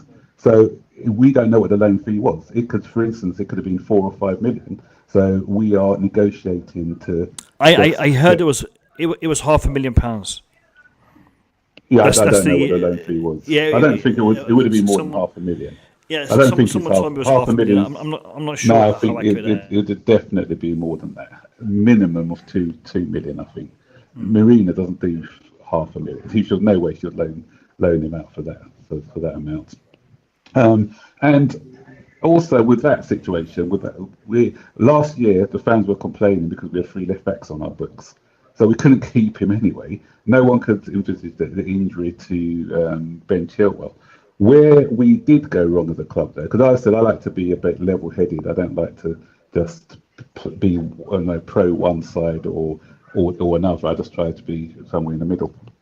And for me, I think where the board did go wrong in that situation is we knew the Chilwell situation.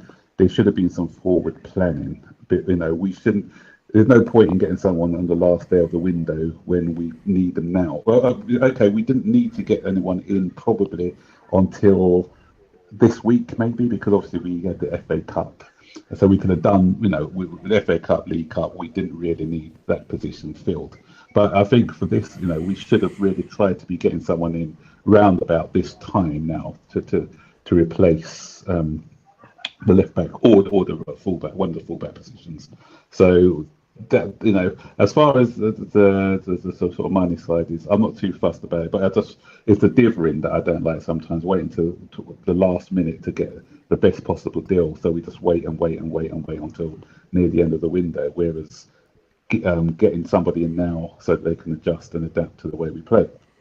So that's what I want to say on that matter. On the one that addressing what Julius has just said, we can't look at the models because he mentioned like Ajax model and the Dortmund model. They're totally different clubs to Chelsea, so we can't look at that model and say this can be replicated.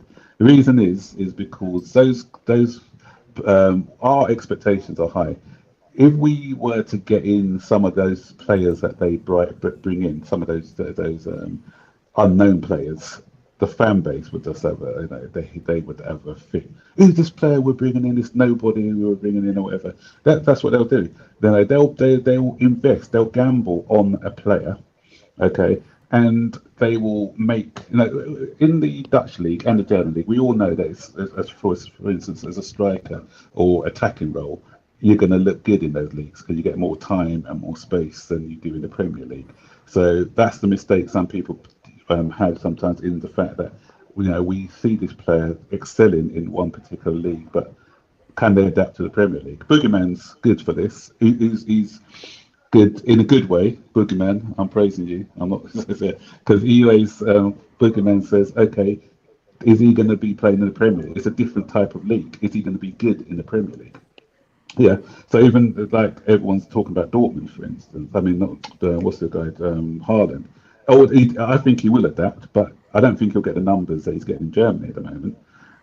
So because Dortmund play these younger players in their team, they are going to attract other young players. Like look at Jude Bellingham, for instance. We were after Jude Bellingham, as were Manchester United, but he chose to go to Dortmund. Why? Because they give youngsters a chance. That's why Callum Hudson-Odoi was going to go to Germany, because they give youngsters a chance in that league. They like to play a lot of the young players. So when the likes of when Bellingham saw what Sancho was achieving over in Dortmund, then he said, you know what, I know that I'm going to come over here and I'm going to be playing games. I'm not going to be sitting on the bench. Chelsea and other teams in the Premier League don't do that. Okay, the Man City don't do that, or other. So these players can go over there, excel, and sort of improve their value. Real Madrid was one of the teams mentioned about marketing their players, but have you seen the Real Madrid fans? Real Madrid actually got the white flags out to Cristiano Ronaldo when he wasn't performing a couple of times. Real Madrid are one of the worst teams when it comes on turning on their own players. So I don't know where this self-promoting of their players comes from, because I've seen some of Real Madrid's real superstars get disrespected by their fan base. And my final thing is, I agree with you, mate, in what you're saying with regards to the tribalism. It's just like, if you like Jorginho, you're not allowed to like Mason Mount, or if you like Christian Pulisic, you can't like Callum Hudson-Odoi, sort of thing. And it's just the infighting between our own supporters, which is, and it's, what it is. As I said, I don't want to sort of target any particular one, but it's a case of, maybe if you're from America, you're going to be team Pulisic. If you're from Ghana, for instance, you're going to be team Hudson-Odoi or something like that. So people are more looking at the countries that they come from and the players they support. And I hate this. I've made videos on this countless times, where it's not Chelsea FC, it's Pulisic FC, it's Hazard FC, it's Mason Mount FC or whatever. So I just don't like all that nonsense. For me, it's Chelsea FC. Chelsea FC come first and foremost for me, and that's why I support the team, and I don't. I'll look at the board objectively as well, because I just want to see the team doing well. Yeah, spot on, Max. Everyone has the right to support a player, to have a favourite player, but when it comes to supporting, you support the club first, and then the player comes second. Rather than sometimes we see it the other way around, and that's where we're going to have an issue. I wanna bring in VJ. VJ's been quiet, man. He's been sitting there just chilling out, relaxing, just enjoying himself, man. Let me hear something, VJ. Let me hear something. Yeah, I usually don't interrupt. I hate actually interrupting. So, yeah. Anyways, I just wanted to talk about the board structure. When it might go behind a bit, but I just wanted to really put this forward so that we have a clear-cut understanding, right? When it comes to Roman Abramovich, yes, I agree that he is the owner of the club and all that, but one thing that we have to realize is that he owns Folkestone Limited, which owns Chelsea PLC, and that Chelsea PLC is the one who runs the club, which means not every single decision that is made in the club is basically a Roman Abramovich decision. That is why we have a chairman, we have a number of directors who are supporting the club. They are expected to make those decisions, except for a very huge decision that requires an owner's approval, or it requires a managing partner's approval. That's where there is a bit of difference. He is the managing partner, right, of Folkestone Limited, and since he manages Folkestone Limited, he is now the owner of Chelsea Football Club. So when you think it on that aspect, it isn't like where how do I put this? Not every single decision is basically made by him, or it's not like every time Marina has to run to Roman for any financial updates or any financial decisions that she has to make and all of that. I think she represents Roman in the club, or she represents Folkestone Limited in the club. That's a better way to put it. She represents the company in the club. She doesn't represent one single person in the club.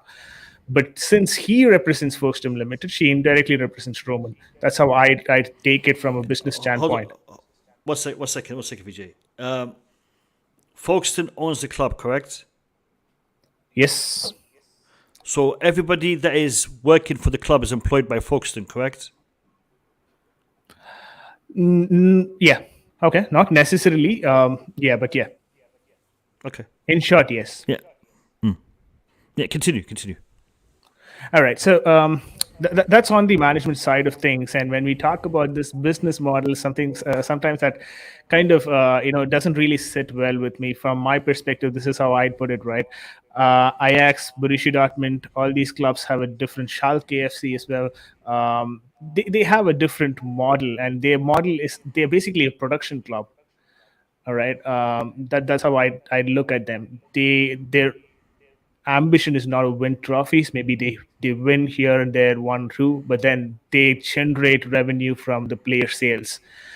But Chelsea is a club which wins trophies, and when it does that, it also does business on the side, which is like player sales. And player sales is not the priority of the club.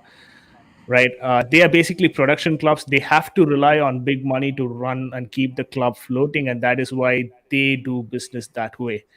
Our job is not to market our players. Our job is to win trophies. So the fan base, also the mentality of the fan base, will also be different when it comes to this side of things, because here the fan base has a different expectations. No Ajax fan or Borussia Dortmund fan expects them to win a Champions Trophy, right? So Vijay, yes. you're covering multiple topics. Therefore, I'm going to interject on each one of these topics. Sure. You said it's we're in the business of winning trophies rather than in the business of marketing our players.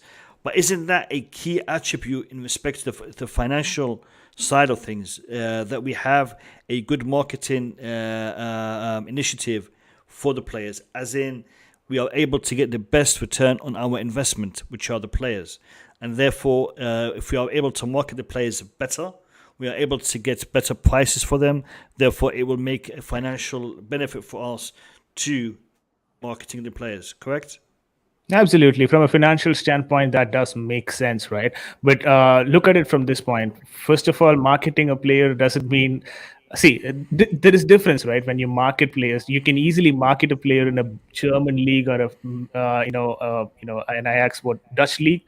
Basically, the reason why I'm saying that is that there is not that much of competition that you have to day in and day out face, and both of these teams are playing in their own leagues. No disrespect to their leagues, but one thing that I want to just point out is that they have youth players that they can deploy in their playing 11 and make them play day in and day out in every single game, and then still market them. We cannot afford to do that. So how do we market them?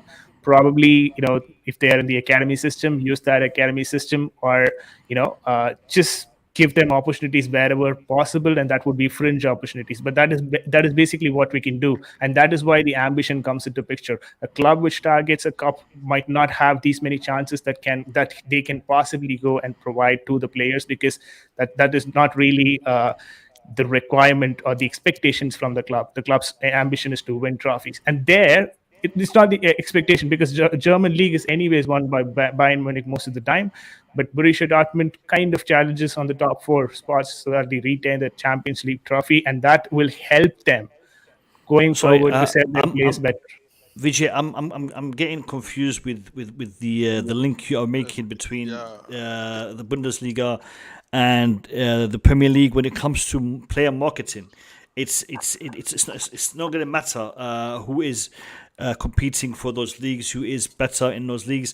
This is a business strategy, a business model that can be implemented by Plymouth, can be implemented by Brighton, can be implemented by Stoke, can be implemented by Barcelona. It's one second. It's a strategy. It's a strategy. One second, Vijay. One second, Vijay. And there are two sides to it. In the modern day, you have the club side of it, and you also have the fan base side of it, us. So we have a part to play in this as well. The club can do one thing, but us as fans have a big part as well. Because today, the fans are the ones who control social media. Today, social media is controlled by people like you, like me, like our colleagues in the on Twitter, on YouTube, on Instagram. We are the ones that are controlling the narrative when it comes to the social media aspect, generally. So we both have a part to play, and I think it doesn't matter how big a club is or how small the club is. It's the strategy that needs to be implemented is the same. Exactly. Okay. Boogeyman, I know you're waiting. I'll let you come in after VJ, and then I'll go to Julius. Kasim, maybe I did not convey my point properly. Maybe I'll rephrase it, right? When I say, see, for me, marketing is about the player's performance on the pitch. That's the best way to market a player. All right. And if I were Borussia Dortmund or Ajax, I would have enormous opportunities for those young talents or whatever. They come from the academy, they come from anywhere.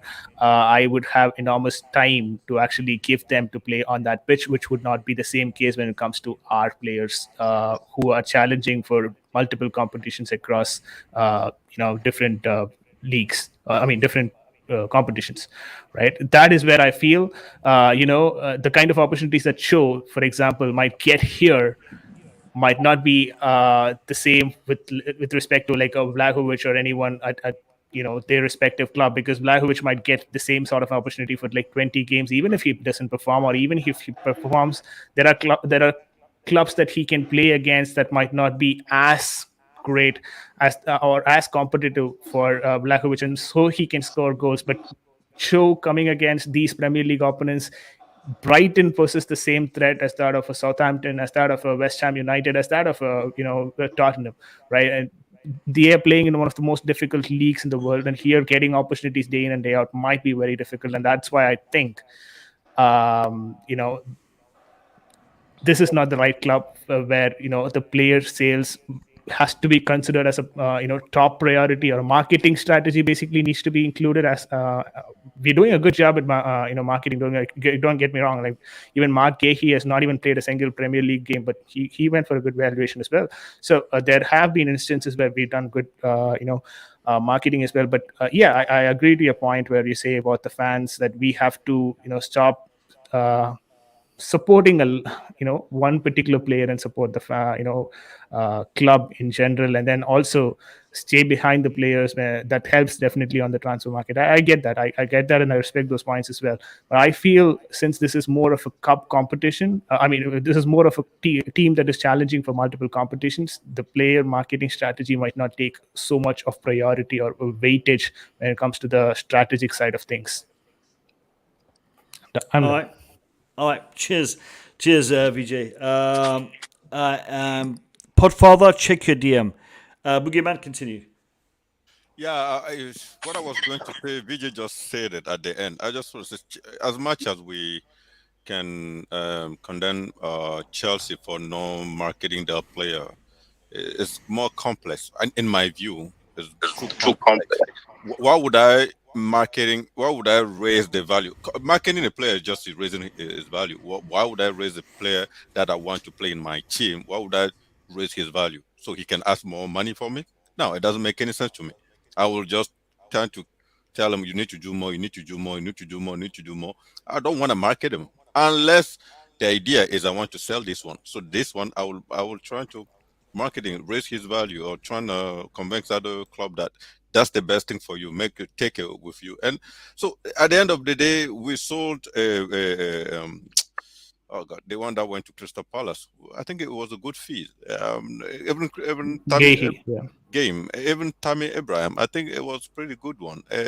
Tamori, I think he came out of our academy, then has some successful loan at Derby. I think it was a good fee. So it's really difficult for Chelsea, a team that is always into business of winning, who is the team that is willing to spend the money, bring a good player in and just win, to ask that team or that board or that to marketing their players. They don't want to.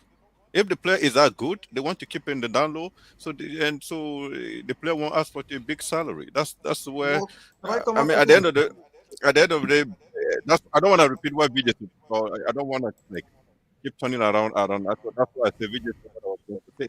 It was that it's not that easy for Chelsea to market its own player. It's not good for them. So why would they do that?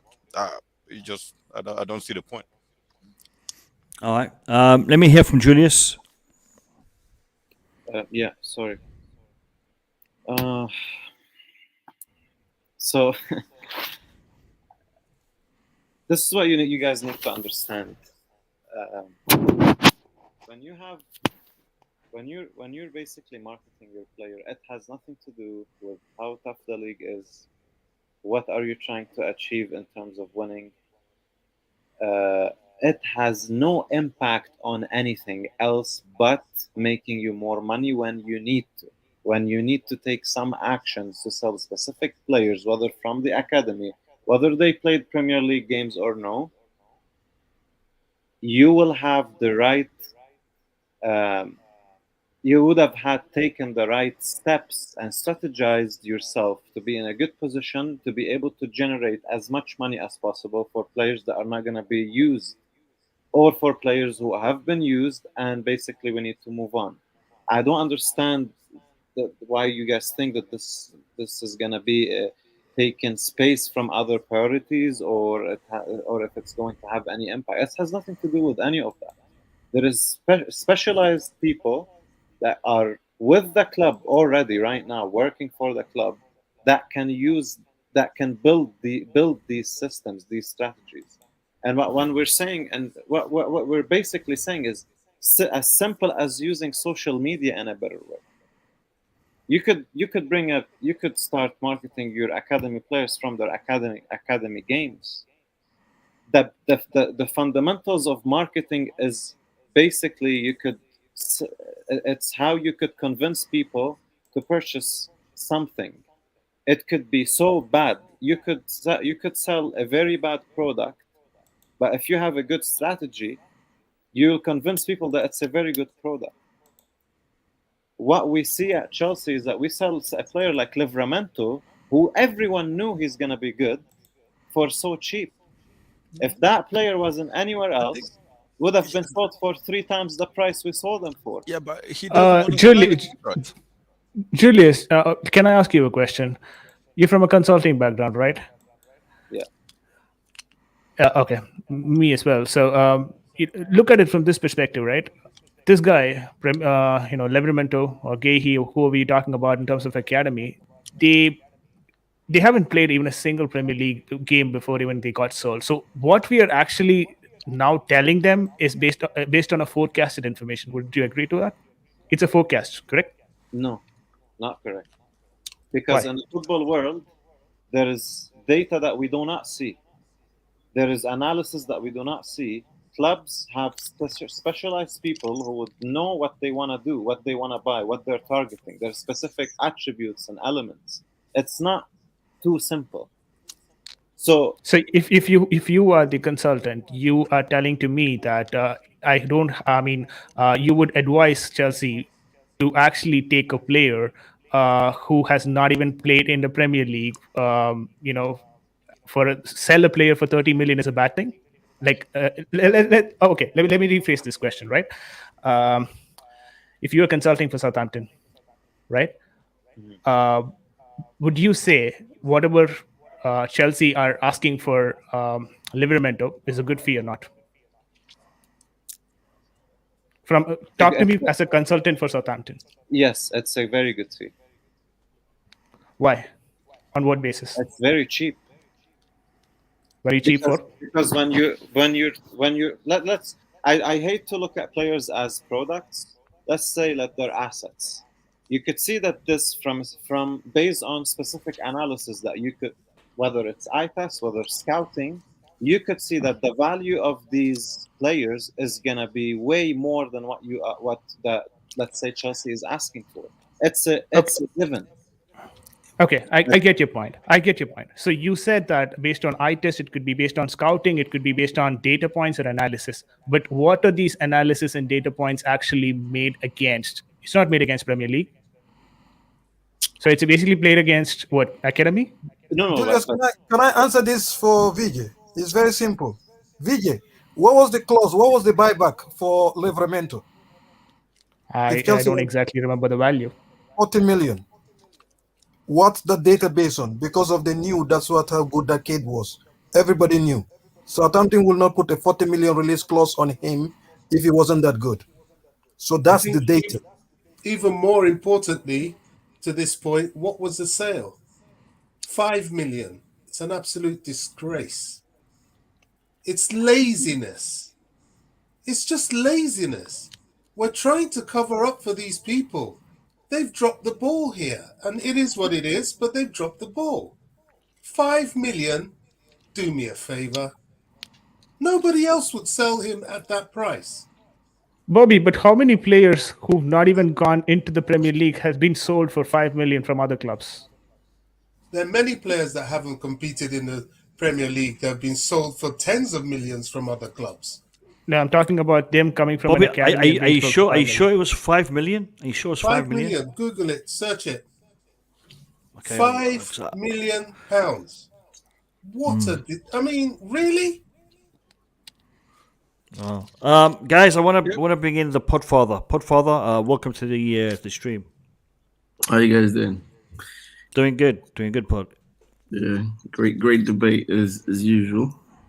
I tried to keep my voice down so nobody's eardrums get burst like yesterday. Yeah, very interesting. I can see both points. Unfortunately, I think I'm gonna have to go with VJ on this one because, like the question he just asked, in terms of players coming straight from the youth team who've never played a senior game, yeah, which is Livramento, don't go for any sort of special amount. You have to come play 1 or 2 games, 3 games here and there, and then your name starts to go around and then your potential rises. But I can't remember Man City, Man United, Liverpool, Tottenham selling any youth team product who had never made a first team appearance for anything like 10, 12, 15 million. I can't remember. They would have to, even if he went on loan in the Championship and had a really good season there, his value would be more than it was if it was a youth team product. Cesc Fabregas came from Barcelona Academy to Arsenal for £35 million. No. Listen, let's stop. No. They didn't pay any money. They got him on a free. Oh, please. They didn't pay any money for Fabregas. Fabregas came to us for 35 million. He didn't go to Arsenal. Arsenal, their record by almost up until who was the guy they bought? Was it Ozil? That was their record by for years. They had never even spent over 30 million for a player. That's not what they do. How much did it cost Manchester United? Hamid Diallo from Atalanta Academy to Manchester United. No, but he played for Atalanta. He made first team appearances. No, come on. He played for Atlanta. Hold on a second. Guys, just 1 second. In regards to Bobby, you're spot on. It's 5.3 million, the transfer fee. The shocker is this. His market value right now is 16.2 million. Minimum. That's his market. Yeah, that's just the transfer market estimate. So after playing for 6 months in the Premier League, right? No, but it's not about playing. It's not about playing. The potential. If you cannot see the potential as a business department in the club, if you cannot know that, I don't know what the hell you're doing. Like this is rocket science. Kasim, it's not about playing. Yeah, it's about the fact that he's on contract. He had 1 year with us. Now he has a 5-year contract, so his price automatically goes up. Sold for what? About 20 million to Bournemouth. Sorry, who? Nathan Ake. Nathan Ake played first team games. Nathan Ake played first team games though. What about Jude Bellingham? He played in Chelsea. Premier League. Jude Bellingham. Sorry. How much is he worth now? Jude Bellingham. Jude Bellingham had played first team games for Birmingham. That was the point. But he didn't play Premier League. That's the same. No. Like I said, a championship player who's proven is worth more than an academy talent who has not made a first team. So Jude Bellingham is worth £25 million. Yes, because people had actually buyback on him. Because people had actually seen him play. Yeah. Yes, that was the difference. Someone like Livramento, he had never played against anybody that was above 21. Like, I don't care how good you are, how you look at that age. We saw Dominic Solanke. He was brilliant. What happened when he went to Liverpool and Bournemouth? Dominic Solanke. When you was breaking records. in to make a good investment, you don't want to buy a product that is already proven and pay premium. You have to look at data and a lot of other elements and say, okay, this player, if I purchase him now for Southampton, let's say, that's what they did. They saw, okay, we can get him for £5 million. We know he's going to be worth 20 million in a couple of months. It's a no-brainer. How did Chelsea business department not know that? They know it. Julius, the question is, you're talking about data. You're talking about data, but what is the scale that you're measuring the data against? That's the problem. You're measuring this. The measuring scale is an academy. It's a Premier. It's not Premier League. It's basically. Can I say something? Like, let's not make this complicated. The guy does not want to sign a contract with us, and we managed to put a buyback clause on him. 40 million. I think that is really good. Like, it's not even. I'm not going to go to detail. Like Johnny Bellingham, Bellingham did Birmingham, of where he was from, didn't put any buyback clause on him. Boogeyman, not to mention what the other players that people have compared to in terms of Fabregas, Bellingham, whatever. These are attacking players. We're not talking about defenders here. Yeah, so people are not selling fullbacks for they've never played a game for 5-10 minutes. I don't know what's more impressive, the throw or the catch, man. Did you guys see that, or was it just me? Let's just keep it that way. That's some class 1 cricket going on there. So, you know what I'm saying? The truth is, I don't think the Memento deal was a bad deal. 5 million we sell it, yeah. But the thing is, we have a buyback clause on him for 40 million. I'm pretty sure in 2 or 3 years, that kid will, like, the value will be like 60-something million. So I think I didn't see anything bad with it. You know, the amazing thing about all this conversation is, Boogie, I'm surprised with you. You are supposed to know better. Let me give you an example about a football club that was equal to Real Madrid or even bigger. Bigger than Barcelona, bigger than Manchester United in the 80s and 90s. They didn't do their marketing properly. And right now they're struggling. Yes, you guys keep going about trophy. AC Milan won more trophy than any club you could imagine within that 15-year period. They've done it all. But you know what they didn't do? They didn't market revenue. They didn't maximize it. And they catch up with them. Okay, so when people are talking about Chelsea, with trophy, Roman, the next 15 years is gonna be in his late 60s, 70s, just like Berlusconi. What's gonna happen if we don't maximize our revenue in terms of marketability, in terms of the youth system, whatever? We should stop thinking about this. It's not permanent. Football move. You should maximize every avenue you have. Clubs bigger than Chelsea have collapsed because of this. AC Milan is a good. Inter Milan, even Juventus. So what are you proposing, MDT? You listing facts. Yeah, those are facts. What are you proposing? So we stop winning trophies and just now developing players and selling them? No. Boogie, you can do both. Real Madrid we have the power to do both now. We have the financial Boogie, power. you can't choose one over the other. Real Madrid is doing it. Now, what I'm trying to tell you, I just don't see me, Boogie, Ali. I just don't see with my capacity, or I'm limited or whatever that thing. I just don't see the need of me promoting a player that I'm going to use in my own team. The main idea is the best one I want to use in my own team. Yeah, but it's like me. It's like him. I don't see my department or anybody putting my name in front of all the software that I'm writing. No, they're not going to put it there because they know. Let me give you an example. Will come and grab me. You watch Chelsea website. You will never see my name anywhere. Okay, so watch the fifth stand. No, just look at it. You watch the fifth stand, isn't it? MDT, there is someone called an agent, right? What is his responsibility? His responsibility basically is to promote the player, not the club's responsibility is to promote the player. The club is a buyer. You see, this is the thing. This is the thing. Look at Chelsea. When they're doing any promotional marketing promotion, who do they use? The players. Okay? Look at Timo Werner. Okay? Because of he's a likable character. Okay, you sell that likability. Mason Mount is relatable. Those are the things they do it. But guess what? But do the fans? That's what I mean. The club need the fans to promote that. Everywhere, MDT. Yeah, and also you're talking about agent. Agent work for the player, not the club. Okay, so we're talking about the club. We're not talking about what an individual player is doing to promote themselves. I don't care about that. That's their personal wealth. I'm talking about the wealth of the club. Okay, Listen, you hold, can do both. hold on, MDT. I'm going to ask you a question. There's people in the chat specifically talking about Livramento. Livramento's situation was an example, but I'll use the example again.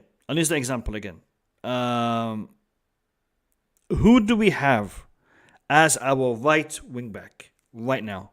Reece James. He is the only right wing back. He is the only orthodox wing back / right back that we have in the team. Azpilicueta is a player who is currently transitioning from being a football player to being a retired football player. He is unable to fulfill that role for an entire season. Azpilicueta is a very good player, a fantastic player. But right now he is more suited to the right centre back position than he is for the right wing back position because of his age, because of his physics, biology. He can't do it anymore. He can do the other role, but he can't do the right wing back role. Therefore, we only have one player who is an actual right wing back in the team. Therefore, Livramento could have been asked to sign an extension and promised a rotational role with Reece James. That is what we could have done. That is the alternative in respect to this particular situation. And there are other Hold on. There are other scenarios with Lamptey, with Tomori, with Zouma, with. There's plenty of scenarios that we could have addressed in a different way to keep within the squad, within the team, the players that we are looking to bring in today. When we're looking to bring in Sergio Dest, the Dutch-American player who is at Barcelona, when we're looking to bring him in, a youngster. Now, you tell me, who do we know more about? Who could we predict their potential success? Lamptey or Livramento or Sergio Dest?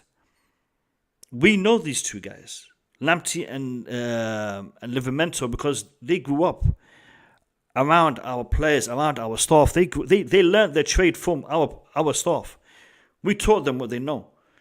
Therefore, we are in a better position to know whether these players would be a success or not. VJ, you were talking about data and forecasting, and it's not like that. This is football. In football, the staff know the player. They know the player. And, Julius was correct. They are not products. The best way to describe them is assets. These are assets that we have invested in, that we have developed, that we know what they're about. It is easier for me to work with something that I have built than to buy something and try to mold it into the shape that I want. So what I'm trying to say is this: Chelsea need to address the situation when it comes to player marketing, player development, a lot better. It's not only about getting them an opportunity to break through into the first team. That's only a part of it. But there are players that are on the fringes that we don't really know much about. But the club know a lot about. And they are in a position to advance and to develop them. I am struggling to understand the financial benefits of selling Livramento for 5.3 million, and to be honest, I am gutted because I had no idea it was that low. I actually hold on. I actually thought it was close to 12 million. We sold Livramento for 5.3 million, and we're talking about Sergio Dest to come in for 20 odd million as being a goodish deal. If it's good, it's good. If it doesn't work out, it's only 20 million. We sold Livramento for 5.3 million. Do you understand? Financially, I can't understand how this works. Maybe I'm just stupid like that. I don't know, but it doesn't make any sense to me. Yeah, Mo, can I come in here? Let me just explain this to you. So the thing is, with Livramento and Lamptey, I understand a lot of fans' frustration, but the club's hands were tied in the last minute. Why? Why? Explain to me. Why? Why was it tied? The reason why it was tied with Lamptey, Reece James was injured for the first 2-3 months of the first 6 to 8 weeks of the season. Remember Lampard's first season? And Jody Morris was pushing for Lampard to play Lamptey.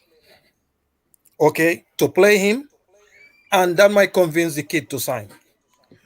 Okay, but Lamptey was hesitant to sign. So the club didn't give the, I don't know whether it's the club, because Chelsea, if you don't sign a contract extension, they don't put you part of the first team. Okay, but Jody Morris was pushing hard for it. Lampard was hesitant because he was siding with the club. Okay, and by the time they decide to bring him into the team to convince him, it was the Arsenal game. The beginning of the season, they put him on the part of the first team and give him assurance to say, you know what, fight with Aspi and try to displace Aspi. The kid was confident in himself, but he didn't see any pathway because he was told, stay and sign a contract, go on loan. But we have Aspi and Reece James. So if you stay, you're gonna be a third choice. So if you told somebody that, a young kid, they're not gonna stay. Exactly my point, MDT. Okay, it was our mistake. It was our mistake. Yes, it's the way we manage it. Exactly. Okay. That's exactly what I'm saying. Livramento as well. People are talking about him leaving this year. No. If you check last year, on the League Cups and whatever, when Lampard was giving Ian Matsins and them lot chances to play, he didn't play Livramento. They didn't give a kid even a single chance. He didn't see a way in the team. Everybody they were giving Matsin chance. That's why Matsin signed. Anjurin was given chance. Anjurin signed. Livramento wasn't given chance. And they were the same age group or whatever. What did he do? He packed his bag this summer and leave. So guess what? These are the things we think that these kids don't see what's going on. If you want from the kid perspective, I understand. But so the club didn't have a choice when they leave in this summer. That's what I'm saying. But if at all it was managed before, we wouldn't have get to this stage. Exactly. But it was too late. Good. That's the only thing I can say. Chelsea have the tendency or have that on the street name saying Chelsea the academy don't have a path forward to the first team. So that is known by everybody. Now Chelsea needs to change that mentality. Need to change that view of the organization. One last thing I want to say, this to VJ and Podfather. You guys keep going about data. Before Callum Hudson-Odoi's injury, Bayern Munich came to our academy and they won Callum. Whilst Chelsea was scouting Pulisic in Germany, they saw Pulisic. He was cheap. The release clause was cheaper than Callum.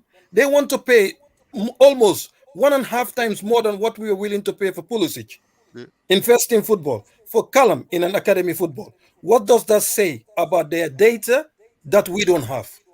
But Callum already played on the salary. No.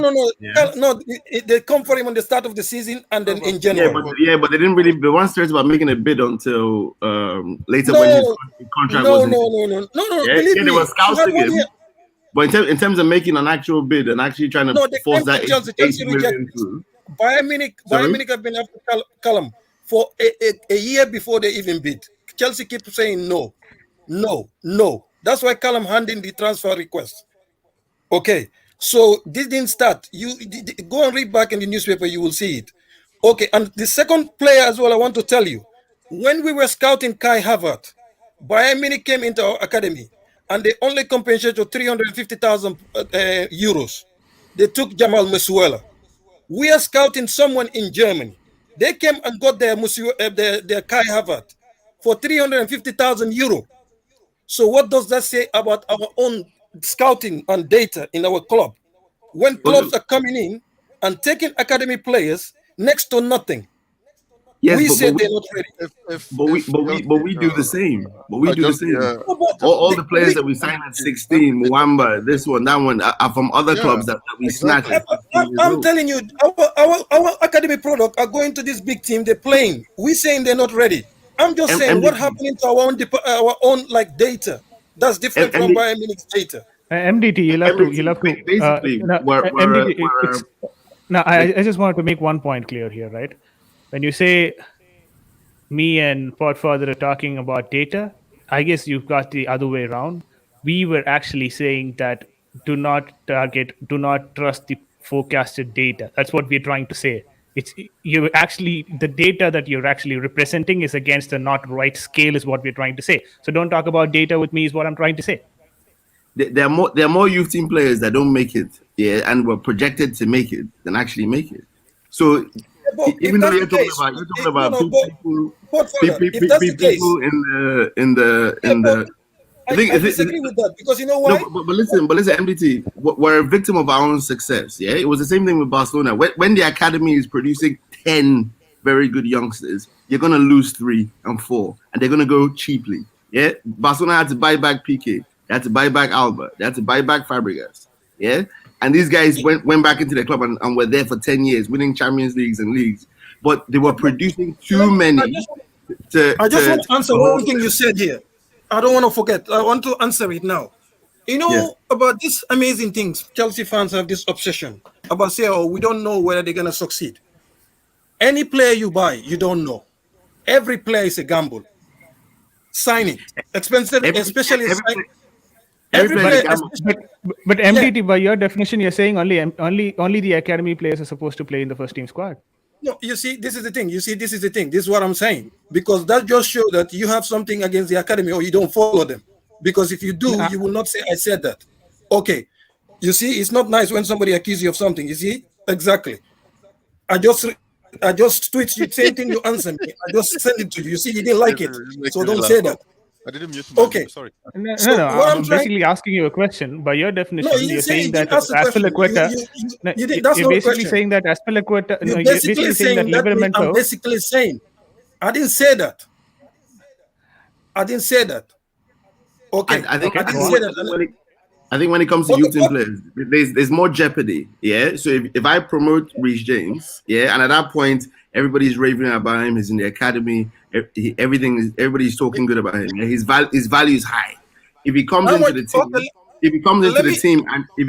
team, and he flops, then his value goes down. Yeah, so like a McEachran, who everybody raved about 10 years ago, Kakuta. You're talking about for the club. This is the thing. Do you know how much Reece James annual cost value to Chelsea? How much is it? It's less than 4 million. You mean in terms of? Do you know how much? Yeah. Do you know how much is Kai Havertz? 23 million. Do you know how much is Pulisic? 19 million. Do you know how much is Werner? 23 million. Lukaku 39 million. Callum Hudson-Odoi is 6 million. Mason Mount is 4 million. Okay. So, what's his name again? Ruben. These are the things. So when you're talking about making it, the players we buy outside cost us more than the academy player. You can get rid of an academy player; it costs nothing. No. But why I'm saying is that there are loads of academy players who, let's say like Guy now. Yeah, nobody's mentioned him on this panel. Yeah, but that was a great amount of money to get for somebody who had never played in the Premiership. Exactly, I told that. Crystal Palace, Mark Gahey. He played in the. I'm not denying that. But I'm just saying that if we're talking about risk about signing being risky or giving chance to somebody being risky, the highest risk for a football club is signing somebody on a big money than an academy player. An academy player is almost a risk-free. If it doesn't work, you can get rid of them because it costs nothing. Okay, I'm not saying so. That's my policy. Is Chelsea should sign the best, mix them with your academy player, the best of the best. That's what we're doing right now, right? Isn't that what we're doing right now? No, but I've never seen Chelsea sell a youth team player that didn't want to go. every youth team player that they've sold that had great potential is pretty much forcing his way out of the club. Podfather, I love Chelsea. Hold on. Podfather, do you think Tammy Abraham wanted to leave, or was he pushed out? No, he was pushed, but he's 24. He's been around for years. I'm talking about just somebody who's coming through who we think has great potential and is going to start. Tuchel, the manager, didn't fancy him at all. Benched him pretty much. Brought him on for the last 10 minutes in most games or wherever. He didn't fit whatever the manager wanted at that point, and he was encouraged to leave. Yeah, encouraged to leave by the club, and he himself wanted to start. He wouldn't have been happy seeing on the bench. But I'm just talking about a player coming through from the academy, about to come, and we're like, no, you go. Yeah. What I'm saying is that a lot of these players, they can't even sign professional contracts until they're 18. So that's when we tend to lose them, between that 17, 18. Because if we had hold on. You don't follow the academy. One second. MDT. We've given the academy a good chunk here. The issue is not the academy. The subject is not the academy. The subject is player management. The academy is one part of it. Managing those players is one part of it. Managing also the big players is another part of it. We have brought in players for record fees. Kepa, Havertz, Lukaku. These three players have cost us £250 million just in those three players. Okay, now how are we managing those assets? Were they bought under the correct circumstances? Should we have been able to press the brake and look at alternatives rather than go full steam ahead and make the acquisition? Because I think if we look at all three of these transactions, if we look at Kepa, it was because we messed up the Alisson deal, because we were put in a very bad spot by Courtois. We ended up paying over the top fee for Kepa. Could we have tried to make do with some other alternatives? Not such a big money transfer. Did we have to go all in and get that deal over the line? Havertz, Kai Havertz was not a player that was wanted by Frank Lampard. Apparently, he was a luxury investment. Now, Kai Havertz is still playing well. He is still developing. Is he going to fulfill that title that he has of being generational talent? Is he going to be one of the best players in the Premier League? It remains to be seen. Lukaku, we were going all in for a massive world record free transfer with Erling Haaland. Didn't pan out. We ended up buying Lukaku. Did we have to buy Lukaku? Could we have gone for a different alternative, something cheaper, and then maybe revisit the Haaland deal this window? The issue and the point we are trying to make is not the academy, it's not these big transfers, it's the combination of everything. Is Chelsea approaching its decision making, its planning, the correct way? Are we actually looking ahead? Are we actually planning ahead? Or are we making impulse buys? Like when you go and you go to a supermarket looking to buy some eggs and milk and bread, and you walk out with a trolley full of shopping that you don't have any need for. What are we doing? Go on that one, I would probably say Chelsea board are doing a crappy job when it comes to Kepa deal or panic buy, like Bobby always called them. Panic buy is a huge issue at Chelsea. Waiting till the last minute. Then we are like, okay, if we don't get this guy, we're not going to be able to go through the season. Then Chelsea goes around and spend big buck to get a player that we don't even know what are the return on the field or whatever what's going to be that player value in 2, 3, 4, 5 months. The case is Kepa is I just don't see why someone will spend that much money in like that short of time on a keeper that have shown some quality in a low level team. Like he hasn't handle big pressure like under in Real Madrid, Atletico. On those, he hasn't do anything, and we pay 70-something million for a player like that. And the thing is, the thing that bothers me the most about it, we know Courtois is creating problem way back. It's the same like a Tuchel today. Like we know Courtois was creating some weird issue, and we have that young kid that went to that young goalkeeper that went to PSG. I can't remember his name. Anyways, that he was on the bench once in a while, show some promising sign. It start with B, isn't it? Brock or I think he's from he's Eastern Europe, or he's from one of those. It's Bolka. Yeah, I've seen that kid was on the bench once, and we all asked, I think it was the old guy from Argentina, Courtois, and that kid that were the three goalkeeper that back then. And Bulka, his name is Bulka. That he was showing some promising thing. I think he came in one time to play a few minutes. So for me at that time, Chelsea is going to take their time. Even for Chukwa, they started to move. It will be that kid and the Argentina goalkeeper that retired. I can't remember his name. All the time. Yeah, Caballero. Boogie, the problem. Caballero, Willy Caballero. Caballero. Yeah, Caballero. Then when I heard about Kepa, I was happy that we bringing someone in. But you know why? Because the pressure from the fans. When we didn't get Alisson, everyone was screaming, we need a top goalkeeper. So that's why we went and got Kepa. Yeah, but at Kepa the time was not that's what I'm trying to say. Yeah. The scout, again, it come back to our scout. Kepa was not the top goalkeeper. The team he was playing with, they're not second or first in the league. Kepa didn't carry that team. Believe it or not, Eric and Nick Blue is right. Do you know the club wanted to go cheap?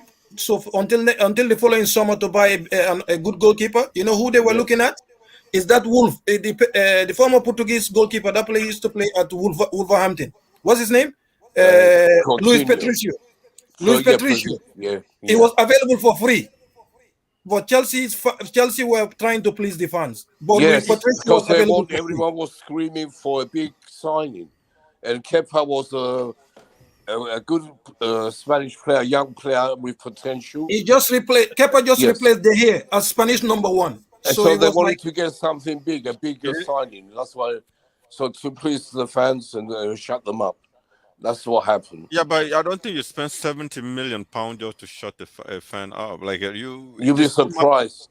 You'll be surprised. Yeah, but that's the thing. The panic buy, and everyone we jump into Drinkwater, all those people, we bought like a lot of people just because we panic and we spend those money for nothing.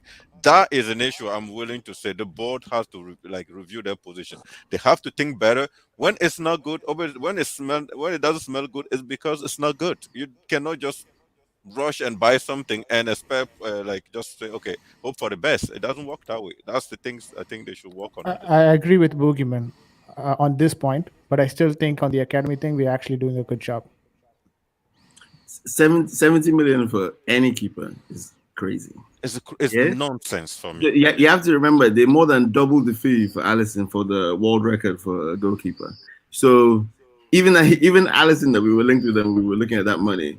Massive risk. Obviously, it turned out beautifully for Liverpool, and they're reaping the benefits. But a lot of times, even when you're buying a keeper, you're not even looking at sell on value. Especially a young keeper, you're looking for them to be here next 10 years, be at like 32, 33, and then just let them go on a cheap thing at the end. So spending 70 million on a goalkeeper is insane to me. That's one. And in terms of, I think you have to separate the price we pay for players and the wages.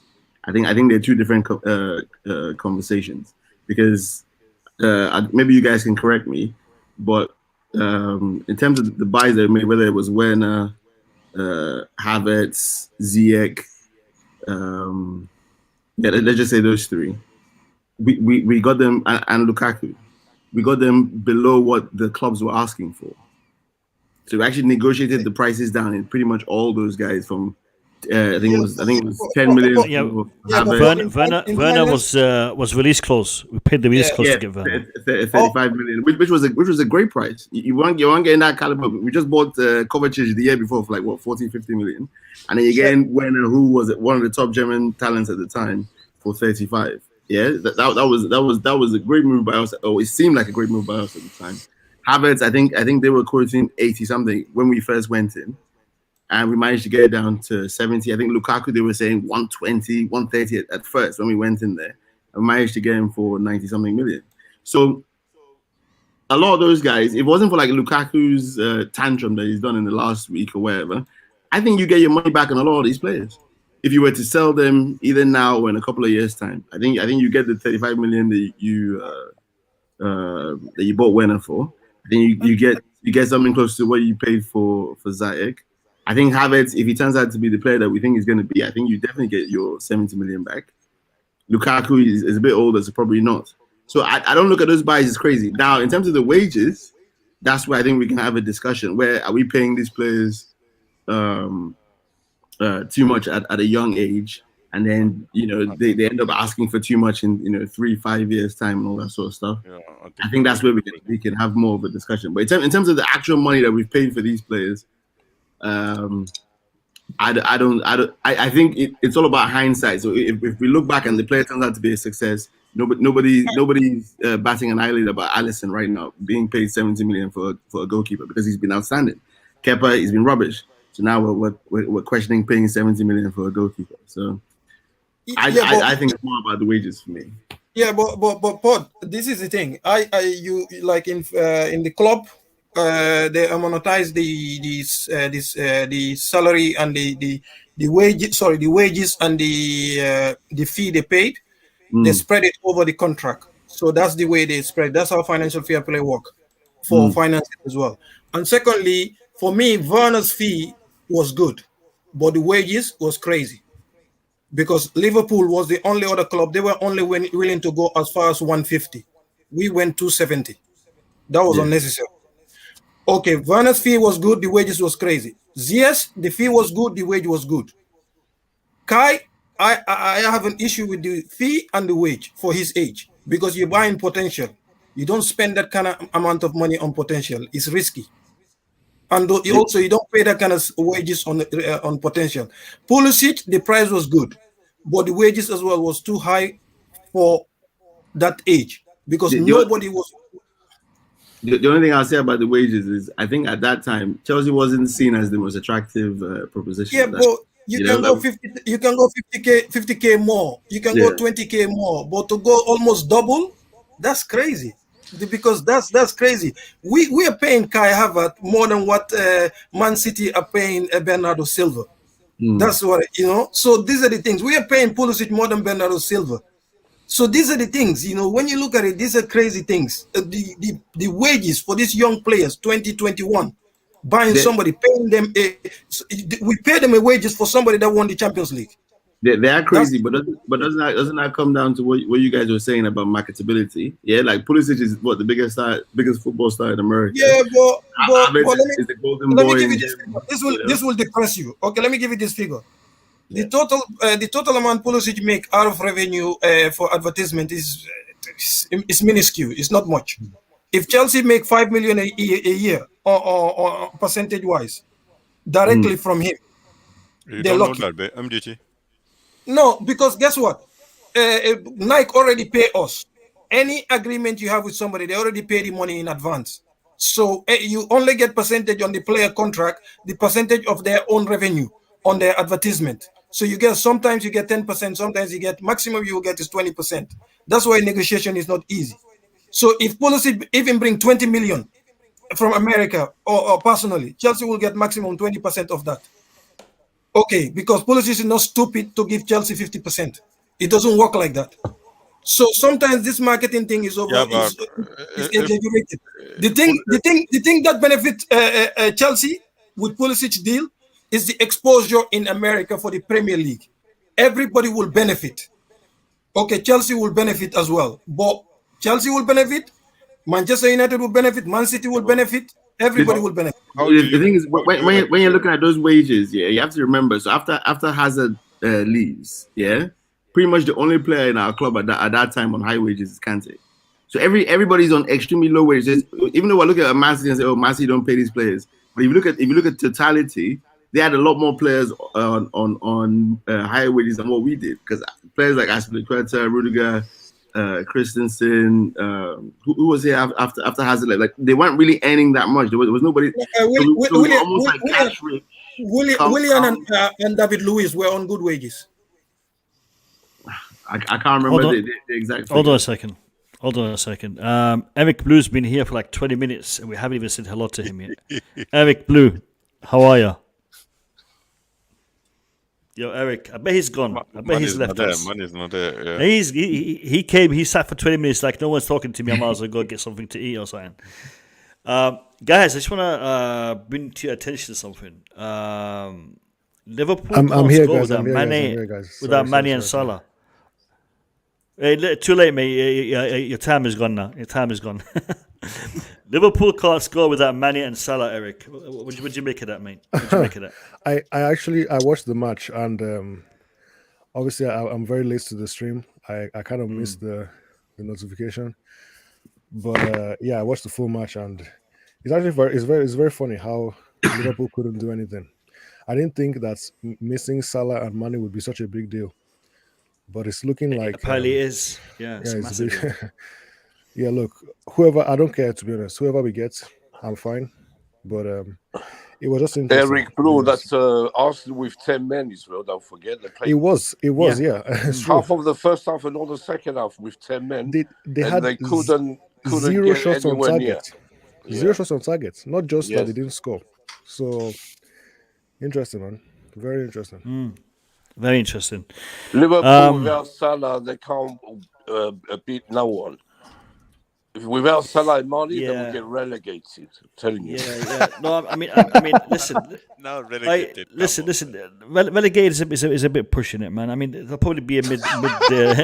Because I hate Liverpool. No. Listen. More than Arsenal. Imagine this. Can you imagine what would happen for a club to lose their two key attackers, i.e. Mane and Salah, for the majority of the Christmas period? Oh, hold on a second. That happened to us, didn't it? Lukaku and Timo Werner. And look where we are. All right, so, we sometimes as fans kind of be a little bit harsh on our team, on our club, because we expect so much from our team and our club. We expect a lot, and we have the right to expect a lot because we are a top team. But at the same time, maybe sometimes we need to relax our expectations a little bit and understand that these are human beings, and they've been delivering. Let's be honest, they've been delivering. I mean, I think the club tweeted today that 24 games since our last defeat or something, or one defeat in 24 matches or something along those lines. So we have been delivering, we have been performing. It's just we expect so much from our team. So sometimes maybe we should just just chill out a little bit. I'm preaching to myself. This young generation of us have been spoiled so much. They don't know what Chelsea means. I'm telling you. Whatever Chelsea meant in the past is not anymore. Right? You better adapt. I don't think you can blame. You're very wrong. The problem is they tell you why. I don't think you can blame the fans if the club sacks the manager every 2 years because they're not. Exactly. That's the other thing. Exactly. We need lower expectations. It's a culture. It's set from the top. There's no tradition. Listen. Hold on. I'm gonna destroy everything we've just been speaking about for the past 3 hours nearly. We've been speaking for like 3 hours under. And I'm going to destroy it all with one statement. Don't tell me Chelsea sign someone. No. This club that we have been talking about for the past 3 hours, this board that we have been talking about for the past 3 hours, this system that we have been criticizing for the past 3 hours, is the same board, is the same system that has given us one of the most successful clubs in English football for the past, dare I say it, couple of decades. Yeah. So it has flaws, it has faults. The fact that we have a revolving door when it comes to managers, I mean, we can literally talk about a trophy and like, yeah, we won it under that manager and we won it under that manager, because for us to have continuous trophies being won by continuous managers, it's a little bit rare. I mean, Conte did it for 2 seasons, but it's straight after that you got Sarri coming in, who also won us a trophy. Then you got Lampard, who came in and had a trophy-less season, and then we came back and we won the Champions League. So, our average dip of form for the past 4 years, because we can talk about the Champions League as being a peak, and then the Premier League as being a peak, and then the bit in between is a dip in form. It's actually something that other clubs would love to have. The bad seasons that we are having. So really, let's be a little bit humble. Let's be a little bit appreciative of the club that we have. And again, no problem to discuss and debate and to talk about all of these issues, because we have to. Because if we don't, then we're gonna accept the flaws, and we shouldn't accept the flaws, because if we accept the flaws, we're never gonna improve. It's been a fantastic debate, a fantastic stream. I know that we've had an issue with notifications today. A lot of people have come on the stream and they're like, I didn't receive a notification. I didn't know that you were streaming. So I don't know what happened with YouTube today, but notifications seem not have gone out to everyone.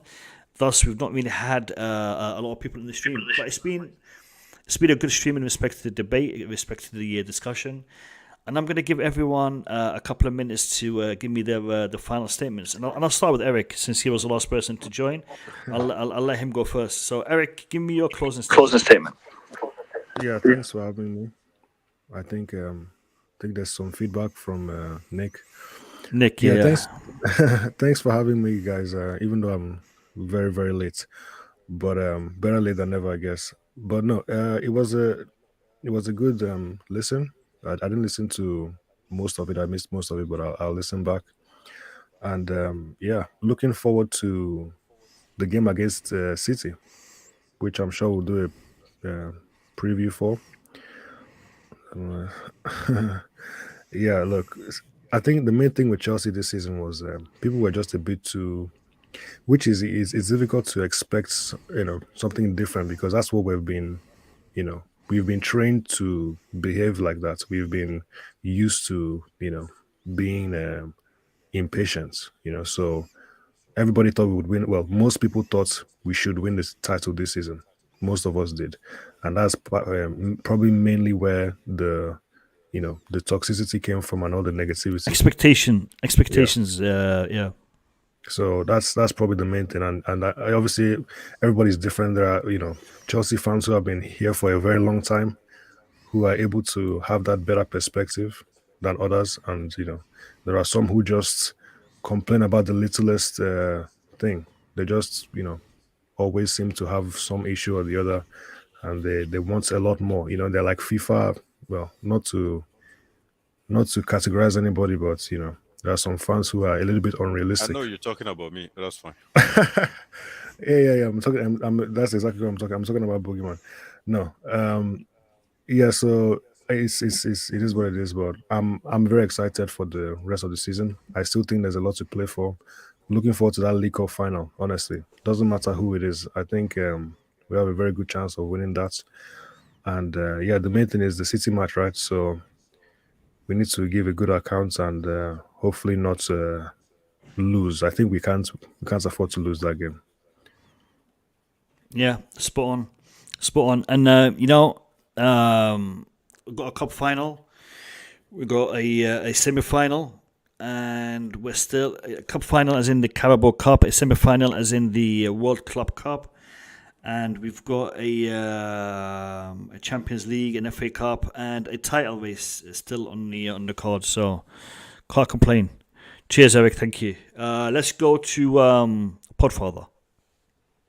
Yes. I think obviously Saturday is going to be pivotal. So we're gonna either be very happy or very sad come 3:00. on Saturday, and no doubt we'll be back here debating all over again. The merits: is it Kai? Is it Lukaku? Is it Kante? Who's the best player? Who do we need? Who's the worst? Who's playing against us? Who's got the minerals? Who's got the minerals? Yeah, all of that. Yeah, but yes, it has been a very good season so far. I think that's fair to say, and into another cup final. This is our coach's third cup final in what, 5-6 months. So brilliant start to his Chelsea career. Long may it continue. Champions League final, here we come.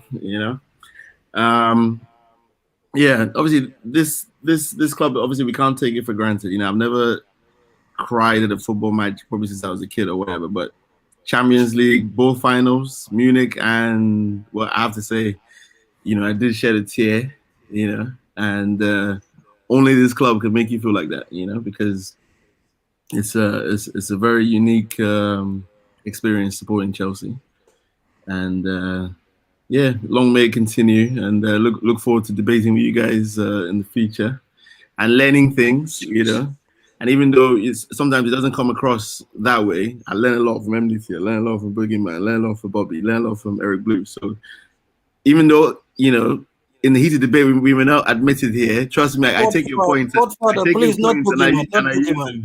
You learn from me. In fact, MDT learned from me. Bobby learned from me. So just say you learned from me. That's enough. Yeah. No, of course. He's learned how to not to.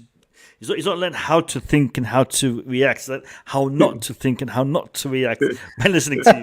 I'm joking. I'm joking. I learned from Boogeyman that Lukaku is finished. You know what I mean? MDT, that the youth team is going to be our savior. You know what I mean? And Kasim teaches me all the devil's advocate questions, But it's been a pleasure, Hey, you guys. And, cheers, pod. No, I appreciate that. I mean, when you have a host, you have to try to look at things from multiple points of view. And to be honest, I've learned to try to base my opinion after the stream rather than during the stream, because I'll come into the stream with an idea, but I won't come into the stream with a concrete perception or a position in respect to something. I will always come into the stream with flexibility and try to learn and try to take the opinions of the others on board. After the stream, I will reevaluate, and I may still not have a fixed opinion or a fixed position, or by the time that the stream is ended and I've taken everything in, I've actually picked a particular position. And the thing is this: being a Chelsea fan, I think, is a privilege. It's a privilege that we have, because we are able to be part of the journey of a club that is developing and growing, and a squad that is developing and growing. I think you mentioned the last 2 Champions Leagues that we've won. Well, this one is a team that is still growing. While the first time we won it, it was the end of the careers for most of those players. While this one is still going to be advancing, it's still going to be building, and hopefully this team that has won us this Champions League can do it again in the very near future. And and that for me is something that that I'm privileged to be part of this journey. So no, it's brilliant. It's brilliant. Thank you for your insight. Let me hear from Nick Blue. Yes, good points I've been hearing. Yeah, me, I'm very satisfied what we've done so far this season. We can't complain. It's not easy to win the league straight away after winning the Champions League. That's a big thing. And Tuchel's done, incredible things so far. And I'm sure the league is coming soon. If it's not this year, it will be soon, next year. But if we finish second and we win, we already won one. If we win another 1 trophy, 2 trophies, that's a great season. Well, you know, a lot of us are supposed to have been spoiled. Like I said, they've been spoiled too much. They should go back and see where we were and where we are now. You know, it's a big thing. Great squad we have, a young, great squad, which will, you know, can only get better, like Mo said. And yeah, I'm optimistic for the future. I can see great things happening again. You know, like the Mourinho days with this manager. It's going to be something special. Yeah, that's most of it. Cheers, really. Nick. Cheers, Nick. Thank you. Thanks for the insight. Yeah, no, the future's bright. The future's bright. Max, let me hear your thoughts. Max Burton. All right, we'll come back to Max. Julius? Yes. I'm here. Yeah, give me your final thoughts, Julius. Yeah. I wanna give my final thoughts in relation to the Manchester City game. We're 10 points behind with 16 games to go, if I'm not wrong. If we win that next game, we're back in the title race, honestly. I think there's still a lot of games to play. Do you think so, Julius? Yes. It's going to be 7-point gap if we win that game. Yeah, I think with 15 games to go. Yeah, that's a lot of games, Mo. That's almost half a season, you know. And sure, and they still have to play Liverpool. Yeah, maybe I'm being delusional or wishful thinking. I don't know, but no, you're being optimistic. It's good to be that way. Yeah, I want to be optimistic. Yeah, no issues with it. No issues with that. Yeah. In the Premier League, 7 points is doable. Like, it's gonna put pressure on them. I've been even hearing Manchester City fans. They're worried about this game. They know that if they lose that game, the title race is there and it's not done. None of them are admitting that it's done. So, I think we have the personnel and the experience and the attitude, and the reason why I want to have this attitude and optimism, even though I don't expect Chelsea to win the league, and you know my stance from the beginning, is that Thomas Tuchel in his head, I bet you anything, he's going for it, and he's probably telling the players, we will go all out to win the league this season, even though with all the circumstances and the things we have to go through this year, we still have a chance. So let's put the pressure. Remember City when they won the league against United until the last day, they kept pushing and pushing. We can do the same thing. And I think we have the pedigree as a club to pull that off. So let's hope for the best. It's a must win, and then we'll see what happens after. But let's win this game, and then from there, we take it game by game and hope for the best. Sweet. Good positive standpoint. I think there is an opportunity there. If we are able to beat Man City, and they potentially could lose to Liverpool, the title race is open. Well, we'll see. Who was next? I think it was MDT. Yeah, thanks for having me, Mo. What was I gonna say? Like, you know, having these conversations, like, is very good because you see things from different perspectives and stuff like that. Apart from Boogeyman's perspective, they're not. They don't. They like a disagreement with VJ or whatever, because we see things differently. For me, before we won our first Champions League, I never used to look at Chelsea finances because we used to make 100 million losses, 200 million losses. I didn't care. I just want to win. I've been a Chelsea fan for so long, I didn't care about it. But after we won the Champions League, if you remember, that's when we start making profit. Our losses went down to 40 million or 30-something million after we won the Champions League. And then we signed Didier Drogba left. I think, what's his name? what's his name? Anelka left the winter before we won the Champions League. So that December, our wage bill went down because we brought in so many young players, like Mata Hazard. No, Hazard came there, but yeah, Hazard was on one of the high paid. But all the young players we brought, Mata, Azpilicueta, they were between 20 to 40,000 a week. They were all on low pay. So that's automatically. That's when I see the impact of the wage structure and the money you spend, how it affect the club going forward. That's when I start paying attention on that. I start being a fan. So also the reason why I always advocate about the youth team is not because of you want all the youth to play. No. The thing is, this youth, you can use the Real Madrid module.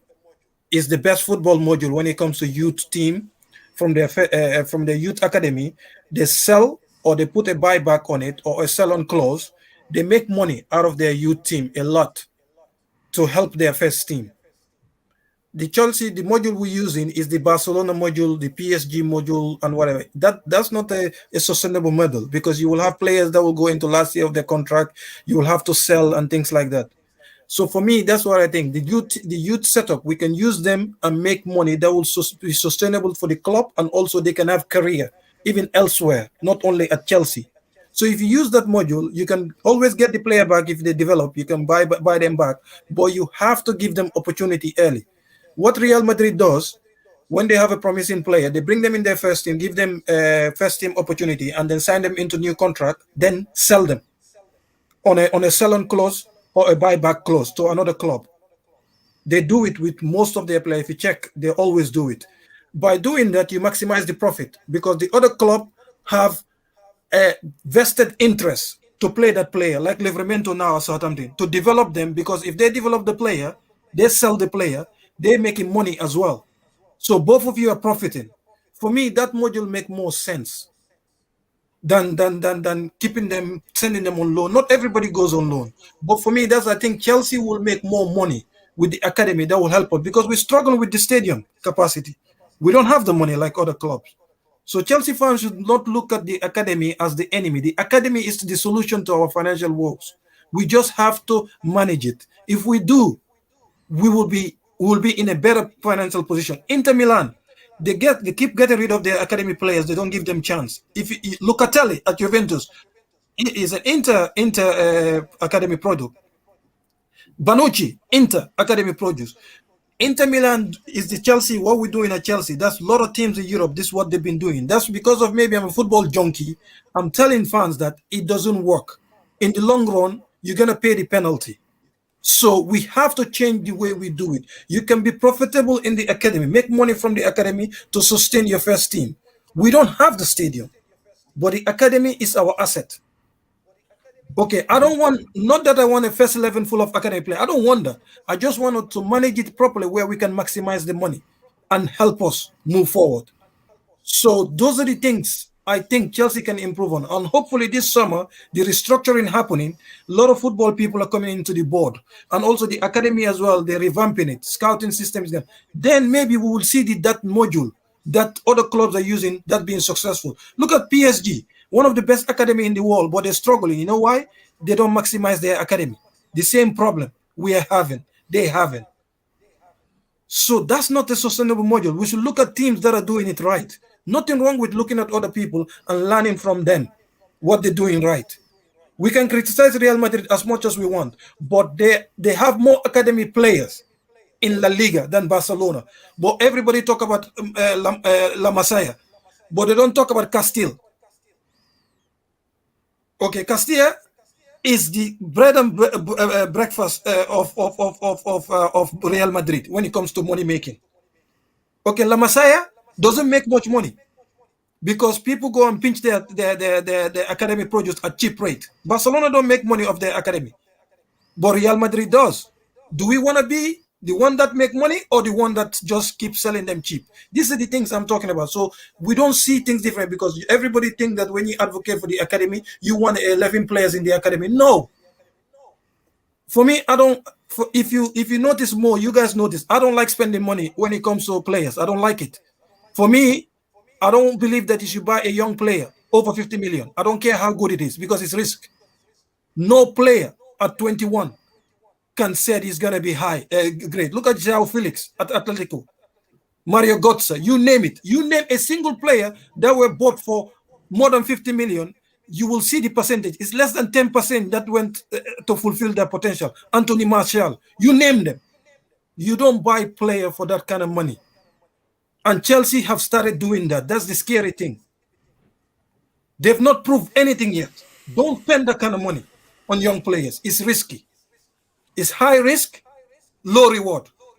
So it's nothing to do with, I don't like spending money unnecessarily. That's the thing. It's nothing to do with, I don't like the player or whatever, because the club is not in a financially stable position to be wasting money. Those days are gone. Roman is not going to do that anymore. He's want Chelsea to support Chelsea. So for me, that's where I ended my thought on this. Guys, thank you for having me, and also listening to me. Pleasure. No, it's my pleasure, MDT. And listen, mate, I'm so glad and I'm so happy to have you back on the stream. And I hope things work out for you and the family. And we're all here for you. We're all here to support you and support each other. So big up to you, my man. Big up to you, MDT. All right, let's move to Boogeyman. Boogeyman, give me your final thoughts on all the topics that were discussed today. Yeah, actually, today's debate, I liked it a lot compared to some of the previous one we had, because this was more objective oriented. Like there's something I like to understand, and today, at least, I learned something really specific about how this Chelsea is structured. When it comes to the main question, do we support Tuchel? Listen, I'll just take Tuchel word for it. He keeps telling us to relax and not to worry about the transfer. So I hope he's know what he's talking about, and whatever he's saying is what is happening. That he's getting the backing of the club and the board, and whatever decision they're making at the board level, he's been involved in it, because we can all see today that most of those board members, they all just have financing and background, and hopefully Tuchel is also sitting with them in the decision making. So other than that, I'm really happy with this COVID situation, because it brought us together. Like, I've never imagined that between Chelsea fans, we're so different. It's just crazy, because before, when I have a way or time, I'll go watch a game at Stamford Bridge and I feel the vibe, and then just certain fan will ask you, where are you from, because of your accent. You say, oh, I'm from Canada. Like, oh yeah, this guy's from Canada. We just chill and talk and laugh together. But now, since the COVID situation, then I start moving on the internet and I find your stream, I noticed that we're really different. We all support the same team, but fundamentally, there's certain people that support this player, and your view on this one is a really a good learning curve for a lot of us, especially me. So I'm happy to be there, and thanks for having me. I won't say too much about Manchester City game, because I think you're going to do a preview, probably, right? Well, I will, definitely. Yeah. Oh, okay, good. So listen, today's stream was good, and thanks for the debate, MDT and Julius. We didn't agree on a lot, but it was fair debate, and thanks for listening to me, man. So no, it's my pleasure. Yeah. Cheers, Boogie. Cheers. Thank you. Max Byrne, are you back here? Or are you still away? Max Byrne is still away. All right. I'm going to leave VJ to the end. I want to make him suffer. So we'll go to Bobby, and then we'll go to VJ. Bobby, give me your final thoughts, mate. I will mention something about the City game, and I think it's important for Chelsea and the fan base to know that it's a must-win game. Football is very much about momentum, and if we win that game, I'm with Julius on this one. There is every possibility that we can overturn this. You just don't give up. It's not over till the fat lady sings. And this fat lady may not sing until the last day of the season for sure. As far as the issues of the board and players, we still have, I come from a generation where we took exams. And whenever I prepared for an exam, I went in with quiet confidence. There's no 100% certainty, but I knew I was ready to answer the questions that will be put before me. The same thing is with the club. If you plan properly and you prepare yourself properly, you give yourself a quiet confidence in going into the rest of the season. Right now, what we're doing is going into the rest of the season just with hope, because we haven't addressed two glaring issues, which is the left and right wing-back positions. And they aren't short-term injuries, they are long-term injuries. So there has to be a solution. Doing nothing is never an answer. But that's up to the board. There are problems with the board. People are saying that there are things that are going to be done in the summer to fix that. And I really look forward to that. But my parting shot to them will be this. Please, please keep celebrity out of the Chelsea board. I don't want the fans promoting it. I don't want to see it. It is a distraction. It's not going to do us any good in the long run. We don't need to know the names of the board members. We don't need to play all these silly sort of world-type politics in our board. Leave it out of there. We're Chelsea Football Club. We have a long history. As Mo said, it is a privilege to support this club. This club is a great club. Let's keep it that way. Let's not turn it into a joke. Cheers, Bobby. Thanks for that. Yeah, no, I'm really looking forward to this Man City game. I'm trying to keep myself grounded, but I think a result, and we are able to get this result, would really change the whole atmosphere of the title challenge. So yeah, I mean, we could do it, and we should be able to do it. And I agree with you, mate, in respect to expectations and in respect to methodology when it comes to the board and the way we perceive them. We need to address this in a more logical manner. And I wish the board would address a lot of the situations that they handle with a more logical manner. It would just make it easier for us to have these conversations. So big up to you, Bobby. Big up to you. All right, last chance to check if Max Burton is back. Max, are you hearing us?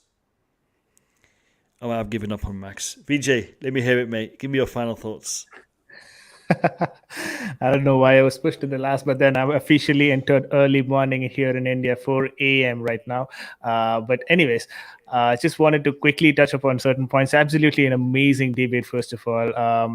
Had a lot of points that we had to discuss, and the process was very seeming and interesting as well. So I really like the points that MDT talked about. Julius, Boogeyman opposing it as usual. Bobby as well, bringing in facts and all that. Lovely debate to always have. And I just wanted to make myself clear as well. One thing that I'd like to say to people in the comments and also on the panel is that when you love someone, you also notice the smallest of mistakes, and you actually get hurt by the smallest of mistakes. And that's probably what we're doing with the club as well, because we love the club so much that we kind of even notice the smallest of mistakes and probably get hurt by the smallest of mistakes.